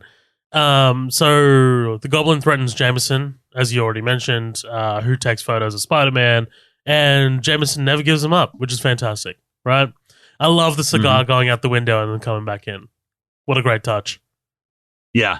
I forgot about that this time around. I saw it and I was like, oh, yeah. I was like, wait, did a dog just shit on his desk? Oh, yeah, wait. So the Goblin kidnaps Spider-Man and very, very, very comic bookily does the whole join me and we'll rule the world spiel, right? Right. I don't know.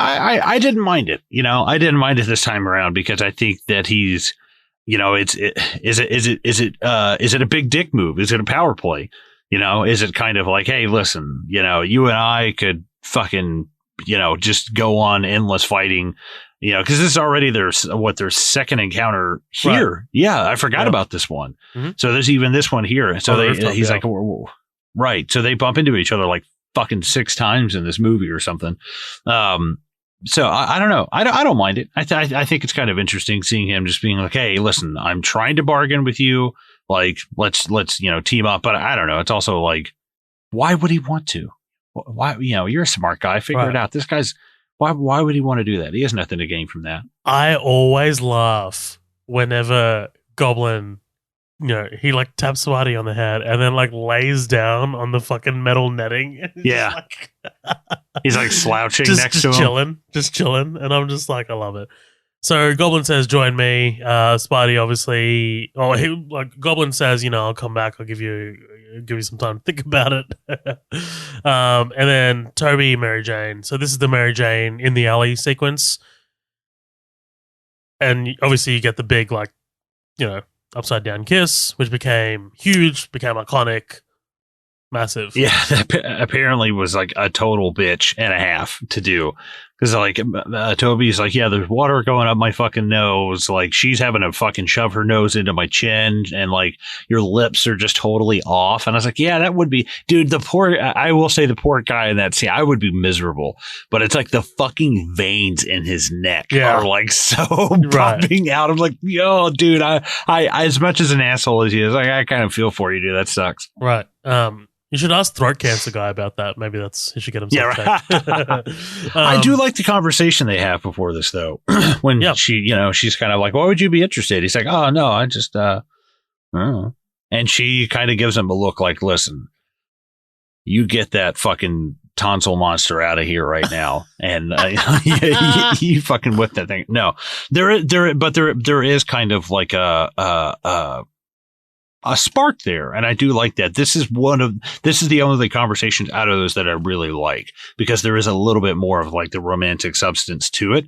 She actually calls him Tiger, and I was like, yes, that's when I was like, okay, cool. Now I am down for this relationship like a little bit more. Yeah. Because without this scene, and then they just have their scene in the hospital room, I'd be like, I don't know about that. The scene in the hospital is I hate that. I hate it.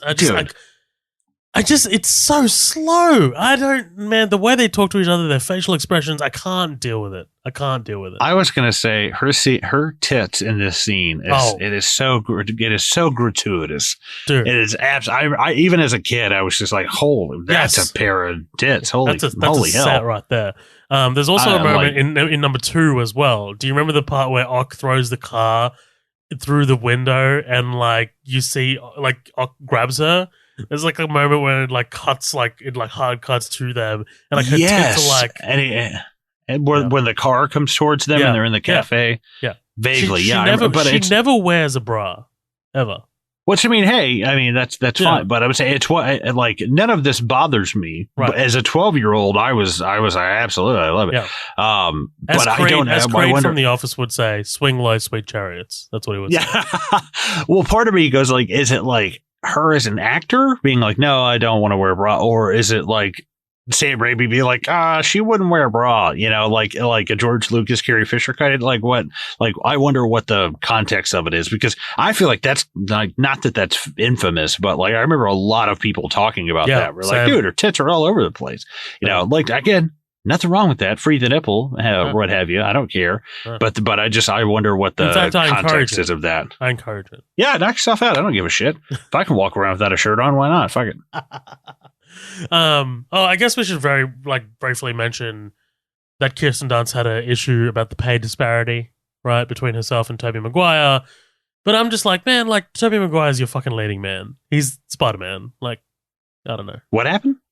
Well, don't you know about this? Like, so she was very not happy about their kind of like pay gap. So how much she got paid as per versus Toby for these 3 movies. And I think it kind of like spiked up again very recently in an interview. But I'm just like, I don't know, man. Like if you have Tobey Maguire, who is playing the leading character, the title character, Spider-Man, I mean, you're obviously fuck that. Right. Because literally the first line of the movie is like any story we're telling, it's about a girl. And it's like, she's like the focus of this movie. Like, it's not about a girl. I know. But if that's literally like your first line, and then there's a huge pay disparity between your male and female lead, it's like, yeah, that's kind of fucked up. Considering God, she's in so much of this movie. She is in a lot. Like, she's in this movie more than Harry, for fucking sure. Like, she's in this movie a shit ton. And I mean, like, I don't know. I mean, if you're going strictly by screen time, if she got less than Harry, I'd be pissed. I'd be pissed for her, right? But I mean, like, I feel like it's if you're going strictly by screen time, sure, like, I get it. Yeah, but I'm sure Willem Dafoe got a hell of a lot more money than Tobey Maguire, but he ain't on screen as much as Tobey Maguire, Right. I don't know. Well, it's interesting that we talk about this. I was just listening to an interview with, do you know Amy Sedaris? I know of her. Right. So her brother, David Sedaris, is kind of like a stand-up. Yes. He's a comedian. Yes. He was just on Armchair Expert, the Dak Shepard podcast, and they were talking about like offending people and like cancel culture and stuff. And there was one quote in there that David Sedaris talked about, and he's like, it's funny because like usually the people, when you make a joke, it's never the person who we're attacking or like who we're making jokes about. Like, it's never them complaining, it's always people complaining on behalf of that person. And like, there's this whole like outrage culture of like people complaining about, like kind of like stepping in as like a hero of the other person and being like, I'm gonna step in and like protect this person, and I'm not the target, but I'm offended for you. You know what I mean? And like, I don't know. I feel like a lot of people are like doing that with like the Kirsten Dunst thing. I don't know if it's blown out of proportion. I haven't read a lot of like quotes from her. Yeah, I haven't. This is the first time hearing about it. Yeah. So there always seems to be an apartment fire in New York. Always. Yeah, it's like everybody lives in like the walls are made of empty Cheerio boxes. Right. And like the whole thing, like the second somebody falls asleep with a fucking Marlboro Red, it just lights the whole place up. It's like a tinderbox. Yeah, absolutely. I always get this one mixed up with the one in the second one, because the one in the second one is the little Asian girl. I do not remember that. Oh, really? So he's in the second dude, it's been so long. Because in the second one, he's losing his powers. Do you remember that one? Like, he's just kind of like, he's flying and he tries to web and he just falls from the sky. And he's losing his powers. Okay, I do remember that. It's kind of like an allegory to erectile dysfunction or some shit like that. But like, he starts to get him back and like he does the rescue. Yeah, but there's always, my baby, please, my baby, save my baby kind of thing. Yeah. And it's just, oh, man. These load-bearing walls are made of old, dried-out crackers. They're made of cardboard, goddammit. I love this confrontation with Spidey and Goblin.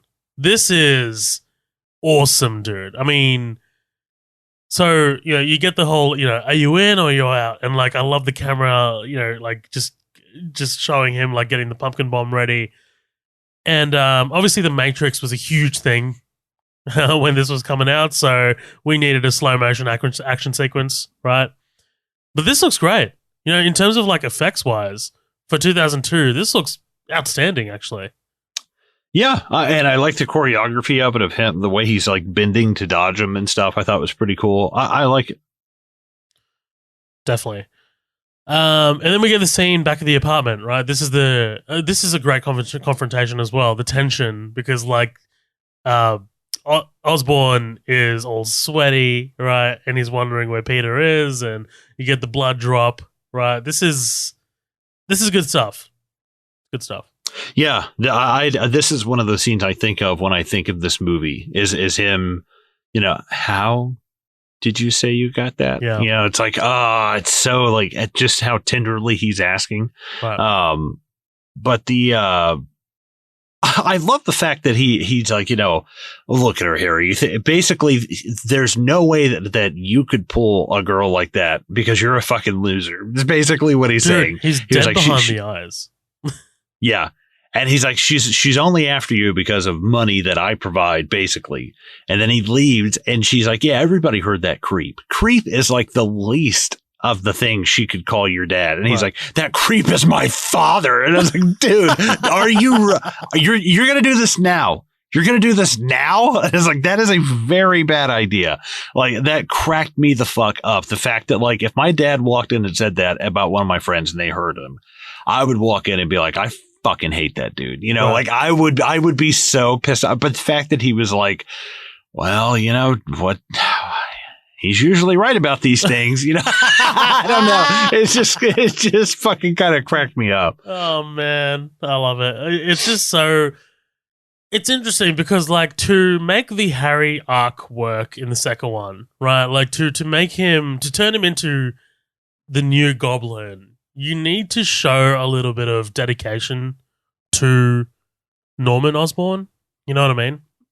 So, like, I feel like they picked their moment and really put it in here, and it just, I don't know, doesn't fit for me. Doesn't fly. But the heart. Attack the heart, right? I've always remembered this. The cunning warrior strikes neither body nor mind. The heart, Osborn. Oh, that's so good. I do. His voiceover work is brilliant. Oh, yeah. It's so brilliant. The fact that he's just talking to a helmet on a chair. And it's like, damn, I love it. Yeah. Aunt May gets fucked up, bro. This was always shocking to me. Like, just the force of the explosion. Like, she's just fucking praying, like, you know, by bedside. Fucking a nuke drops in this little quiet fucking city block. Holy shit. I remember I was in a band, like, a long time ago, and we needed this part to, like, scream, you know, because we did screaming and shit. And I could only do like inhale screams. I can't exhale scream.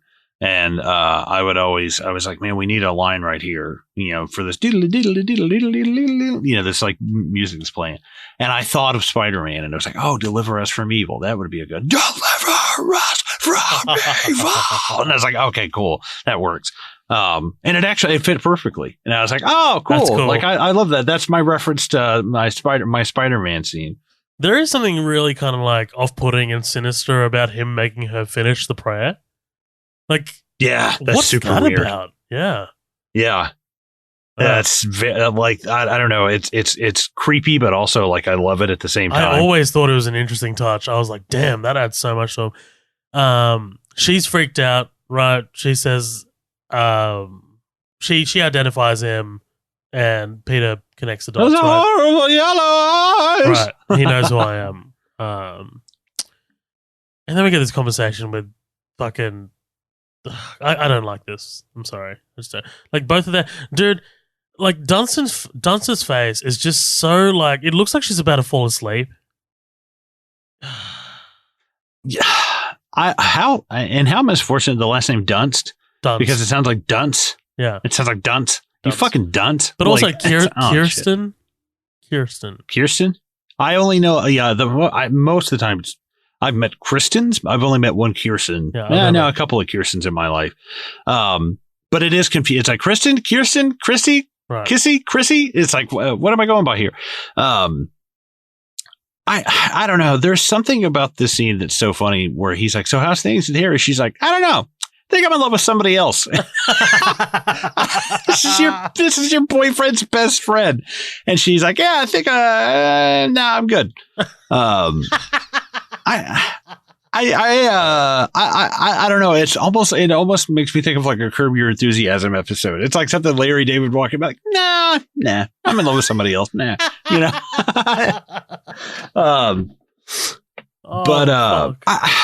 I don't mind this scene. It's okay. It doesn't blow my socks off.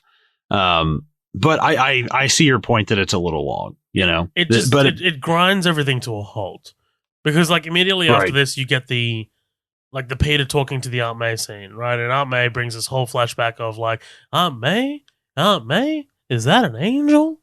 And it's just right. Like, you get these like back to back. Damn it, man. Like fucking let's go, huh? Shit. Mm-hmm. I do like Harry. I like Harry walking in and seeing them though, seeing them holding hands, and they could just very quickly. Well, but like, okay, from, man. Okay, so he sees them and he goes to Norman and he's like, my best friend betrayed me. She's in love with Peter. Yeah, she's in love with Peter now. Like, I don't know. Maybe like if I walked in, if my friend. His aunt was just attacked by a special effects wizard on a glider and forced to pray without her consent. And she's in the hospital, and I walked in, and my fiance, my fiance is holding my friend's hand, and they're sitting there, and she's unconscious. She's been in a coma for like 6 or 7 hours, and she's holding his hand and be like, "Yeah, that's appropriate. That's fine." Like, but he walks in and he's just like, it's like the fucking like the emperor from the pharaoh from the Mummy, who's like, "Who has touched you?" Right. It's like, come on, dude, calm down. Just a little hand holding. Oh man. You know, they should put praying without your consent in the Crimes Act or some shit. Yeah. Like, that's a hangable offense. I do like this conversation between, well, not conversation, but like May kind of like, you know, bringing back Peter's childhood and like the first time he saw Mary Jane. You know, because I think there's something really genuine about Rosemary Harris in all these movies. Yes. I like her in this scene. And I also like the scene with Norman and Harry, where Harry's just like, Norman's just like, you know, I've always been too busy. Like, I'm sorry, I should have been there for you more. And it's like, I like that juxtaposed with this. It's like they both kind of like go to the elders of their tribe, you know, in a weird way. But I like that. It's like but one is going to the victim and one is going to the attacker, which is kind of interesting. Yeah, definitely. I don't know. That's I think that's pretty cool. For sure. Something that also kind of terrified me as a kid was the delivery of "Can Spider-Man come out to play?" Like the delivery. Oh, that's very, very, very creepy. Yeah. Anyway, bridge scene. Here we go. We're at the climax, baby. Why? It's like at some point, a Spider-Man and an MJ always end up on a bridge somewhere, and it never ends up well. No. Or a Gwen, you know. And it's like, dude, just stay away from what you know. What Spider-Man needs to do?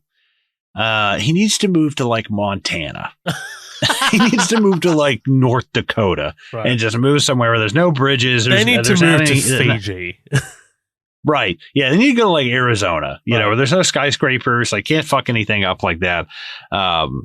Yeah. Spider-Man and bridges. It's like, don't. It's like, it's like, give this man a shield. It's like, don't get this man near a bridge. Right. Like, don't let him anywhere near it. So I remember hearing about, like, even back then when I was younger, hearing about the famous scene of, I don't know if it's MJ falling or Gwen falling in the comics, but like, you know, essentially how it happened in the Amazing. Gwen. It was Gwen. Okay. Because this is obviously trying to mirror some of those elements. And I remember like hearing about that. Oh shit. Okay. That's a big part of the comics. You know what I mean? Kind of like how like in, I guess in the Dark Knight they allude to the Killing Joke and things like that. Like that's how I hear it. That's how I hear about comics and stuff. You know, like I don't actively go out seeking comics or anything like that, but like just kind of hear whispers. Yeah. And then I'm just like, oh shit, that's actually pretty cool.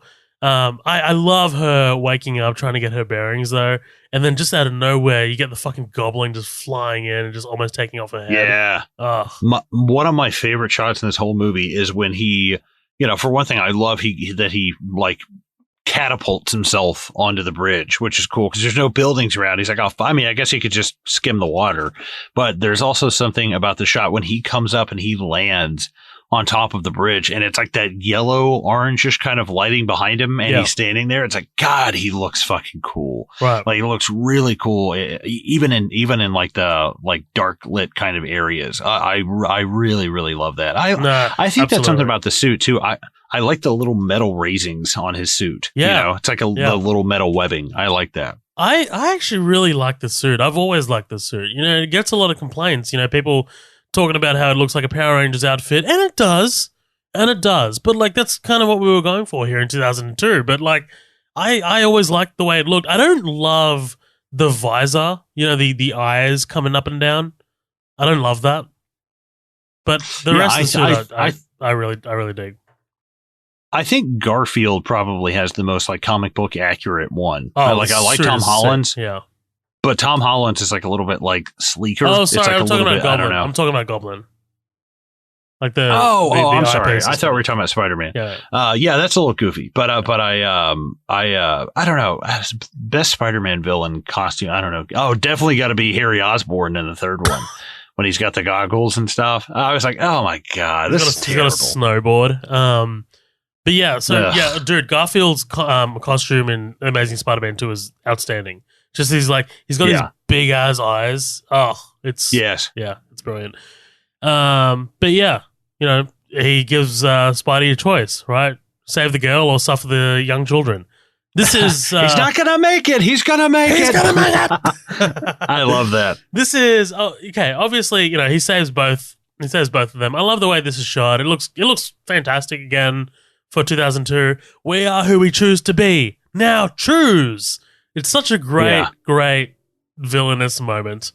And I love the close up of both of his eyes, and you see both parties falling in his eyes, through his eyes. Yeah, it's awesome. Yeah, love it. So the saving of Spider-Man by New York citizens, very, very Spider-Man, very, very New York, very, very post 9/11. I'm wondering if that's something that they added in after the fact. I think so. I believe from what I've never looked into it myself, but I believe from what I read, because they had to change a whole scene. Yeah. Spider-Man capturing that helicopter in between the twin towers. As I remember, I don't know if that was just a trailer or something. I don't know the context of that. But what I do love is not to skip too far ahead, but when he saves them, he sets him down.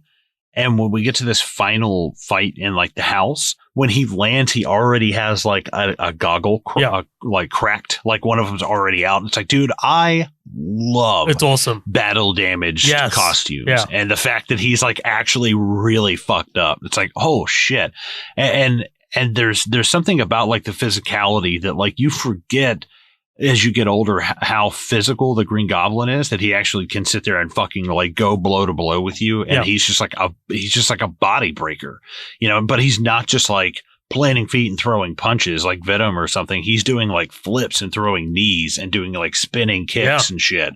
And it's holy shit, this guy can go toe to toe with Spider-Man any day. I love this scene. They beat the fuck out of each other. Definitely. I think it looks great. I All always the dust thought, and shit everywhere. Always thought this scene was brutal, man. This wasn't something you saw as a kid pretty often, and it was just this felt like a little kind of epilogue to this big sequence where he's just saved these people on the bridge. Dude. The first thing, he goes through a brick wall, and then after he lands, he looks up and a grenade goes off in his face. And it's whoa, okay, that's a development. Fuck, you're really fucked up now. Totally, it's awesome, man. I love that they don't hold back with Goblin. You know what I mean? There's a lot of intensity to him. Not just as a character, but just in terms of, as you said, in the actual combat. He's using everything he's got at his disposal. I love it. It's awesome. But I can't go past, I'm sorry, when he's got the spear. Not to jump too far ahead. No, please. But when he's got the spear on his face, MJ and I, we're going to have a hell of an... And it cuts to Toby, and he's got the... he's got his cheeks are popping through the mask, and he's got his little teeth reared, and it's dude, you look like a little beaver. You look like a little woodchuck or something, know? Yeah. There's something to just those cheeks. I just want to squeeze them. But he goes to work on Goblin, though. I love that. He drops a fucking wall on him. very, very, very briefly, I don't want to go past the guy that says, "You mess with one of us, you mess with all of us." That's Dominic Lombardozzi. He's in a bunch of shit. He's in Entourage, mainly known for The Wire, the TV show The Wire. But he's in heaps of shit. You'll know him pretty much immediately. You'll be oh, it's that guy. He's bald. He's wearing a hat in this, but you'd be oh, okay, that's that guy. Gotcha. But yeah, as you said, man, this fight is absolutely brutal. That's one of the complaints I have with the MCU a little bit. The MCU Spidey, his suit is almost always perfect, 100% of the time. Whereas this feels for a movie, right? Whereas this feels like he's been through some shit. You know what I mean? This is oh shit, you actually had a fucking pumpkin bomb blow up in your face. Okay. Yeah, and even Goblin too. His shit's all covered in that dust when he takes his helmet off. He's sweaty and bleeding underneath his underneath his helmet. No, totally. I think Dafoe. This is I love. He's got the one hand on the ground. He's Peter, please. I've been a father to you. And Yeah. it's like, dude, you are so good. Like there's no way if I were Peter, thank God for spider sense, because I would have been like, okay, buddy, come here. Yeah, you know? Same. Peter says, I have a father. His name was Ben Parker. When I was a kid, for me, whenever Willem Dafoe's voice would get croaky, that's when the goblin would come out. That's what I would like picture as like a kid. So like when he goes, help me, like it starts to get like croaky. And I'm just like, oh shit, that's not Osborn. That's the goblin talking. Don't do it, Pete. Don't do it. Yeah. Godspeed, Spider-Man. Yeah, dude, like the whole change in register, Godspeed, Spider-Man. And then like, you know, obviously the glider coming through, him doing the backflip. Love the quick moment of, oh. That's so good, man. It's so good.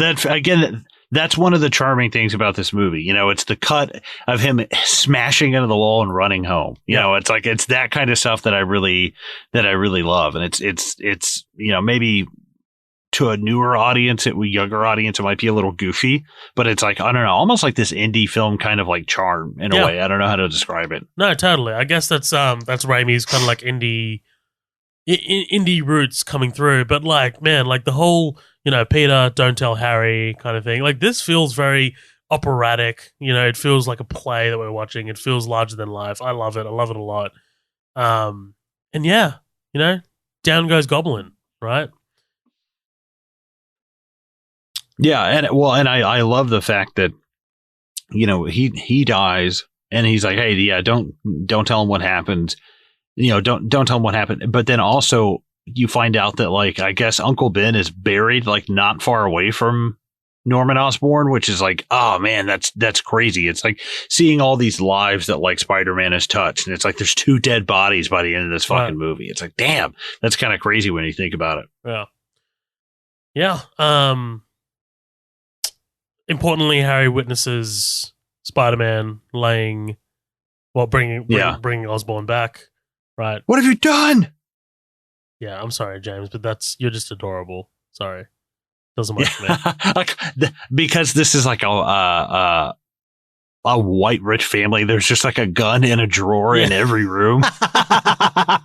Dude, you need to watch. And like, I wasn't that big on him, but like I gained a lot of respect after listening to him on Joe Rogan, and I read his autobiography.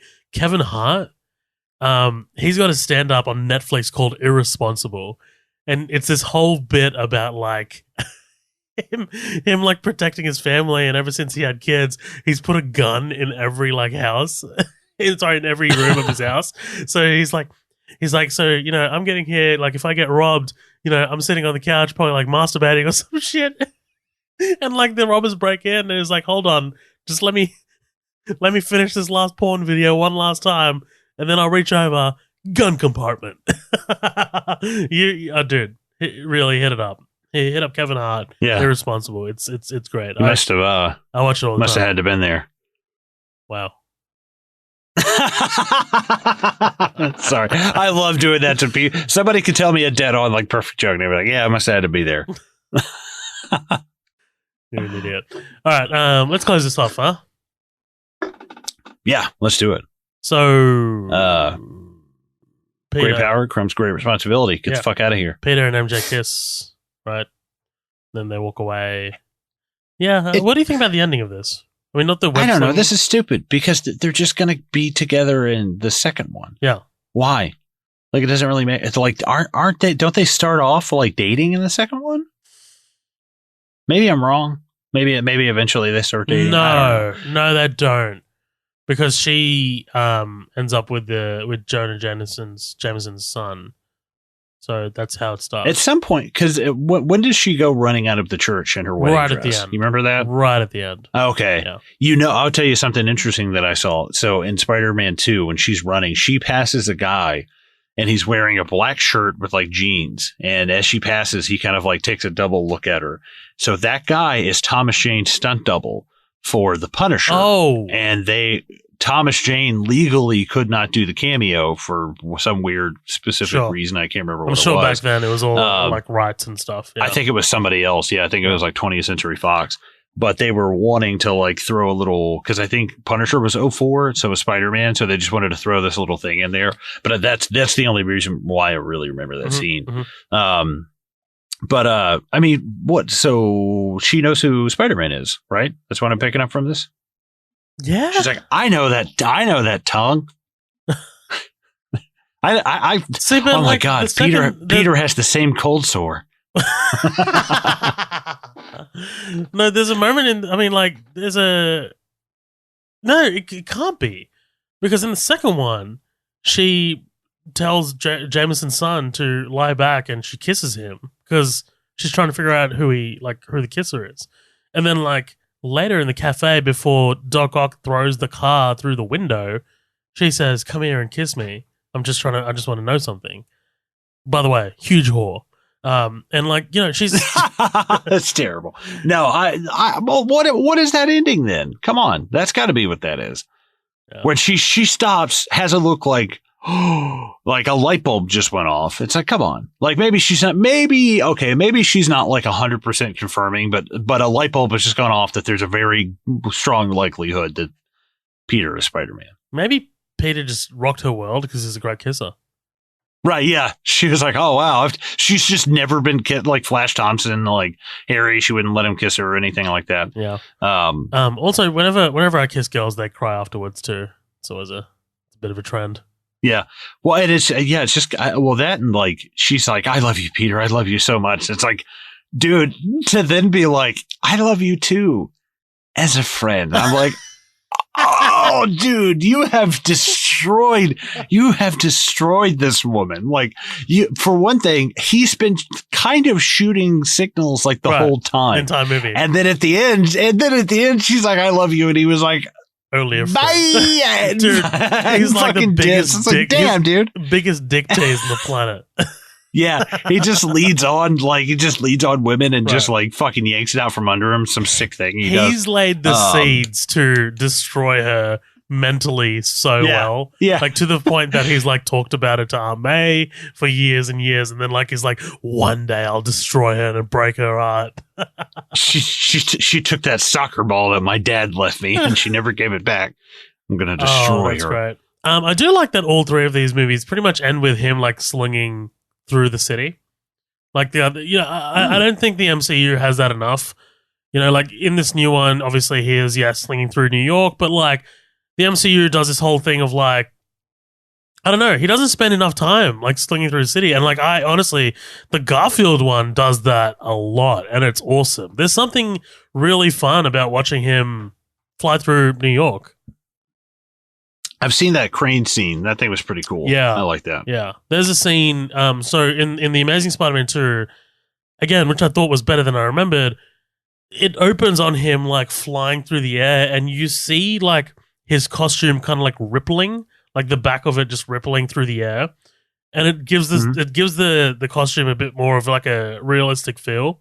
I don't know. I really appreciated that touch. But it's not like skin perfect, you know? Yeah, exactly. Yeah. Right. But anyway. Final thoughts. Go for it. Yeah. Do you want comments first? I mean, we got one comment, I think. Go Jose. Oh, yeah. Go for it. Let me just bring it up.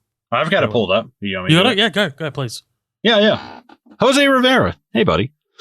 I have a love/hate relationship with this movie. I was working at Blockbuster when it came out, and the music video for Hero playing on the preview DVD playing on the preview DVD we had to have on all day.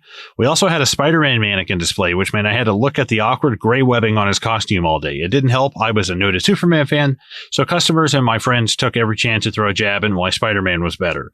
What I didn't like, the ropey CG of Peter's first climbing the walls, the Green Goblin's awful suit, Kirsten Dunst's Mary Jane, the awful "you mess with one of us, you mess with all of us" scene. I saw this in theater, and I can tell you any self-respecting New Yorker groaned and booed at that moment. That's awesome. That's what I love. That's hilarious. What I did like, Tobey Maguire's Peter Parker. Wow, we are on opposite ends of the page here. He's always been a decent Spider-Man, but a terrific Peter.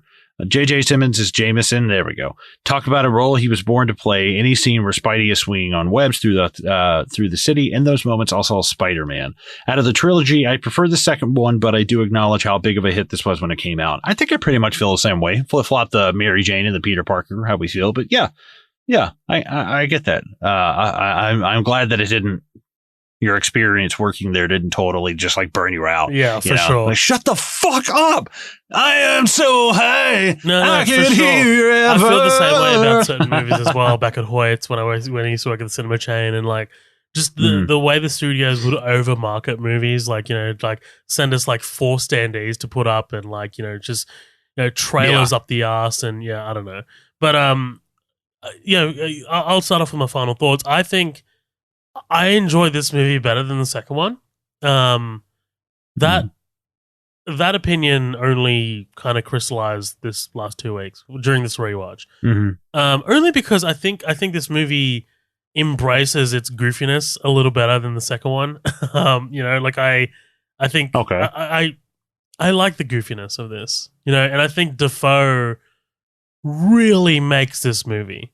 Like, he is just electric in this, just absolutely electric from start, no matter what scene he's in, even before he gets the formula, like, and he's just talking to Harry in the car as they rock up to throat cancer's field trip, whatever.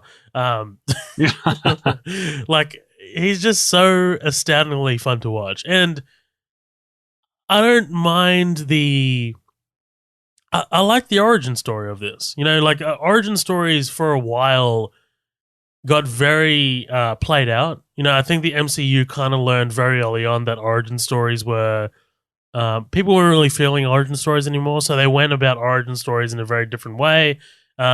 Civil War, you got introduced to Spidey and Black Panther, and that was their origin story, more or less. So, like, I think there's something a little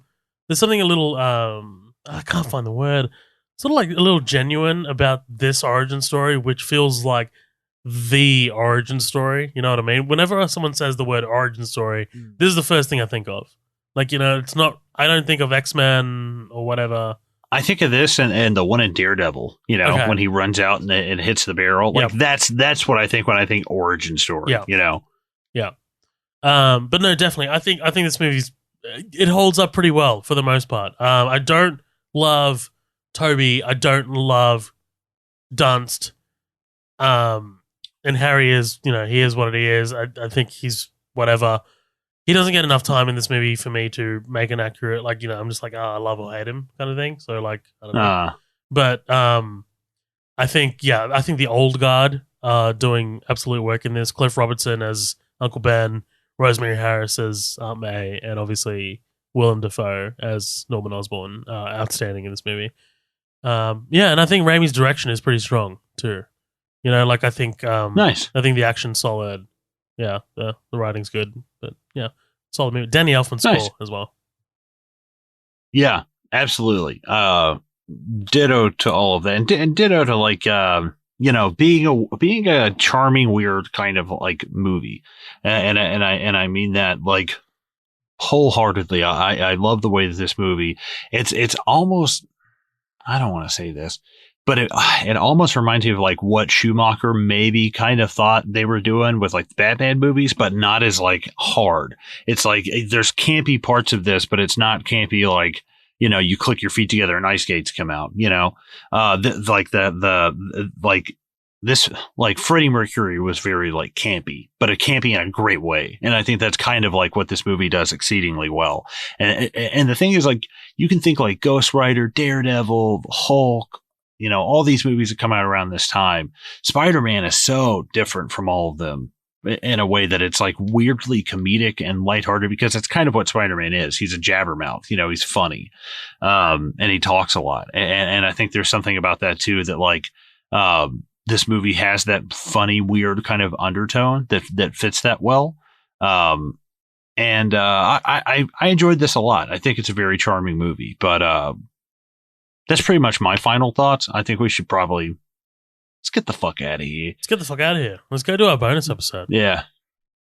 Yeah, let's go do our bonus one. Guys, if you want to, again, patreon.com/midnight double feature, call the Green Room, $5 a month. You get to hear our coverage. We're about to do You Were Never Really Here, the Joaquin Phoenix film from 2017. So I'm excited to talk about that. I hope you enjoyed this episode. Stop by, rate, review us on iTunes. Give us those 5 stars. Again, you can find all of our socials, Twitter at MDF Pod. We're on Instagram at Midnight Double Feature. You can find all of our socials and the after party as well on Facebook. That's one of the big ones. Got any questions? MidnightDoubleFeature.com is pretty much the place to find it. But until then, we will catch you guys on the next episode. We hope you enjoy it. Thanks for listening. Bye.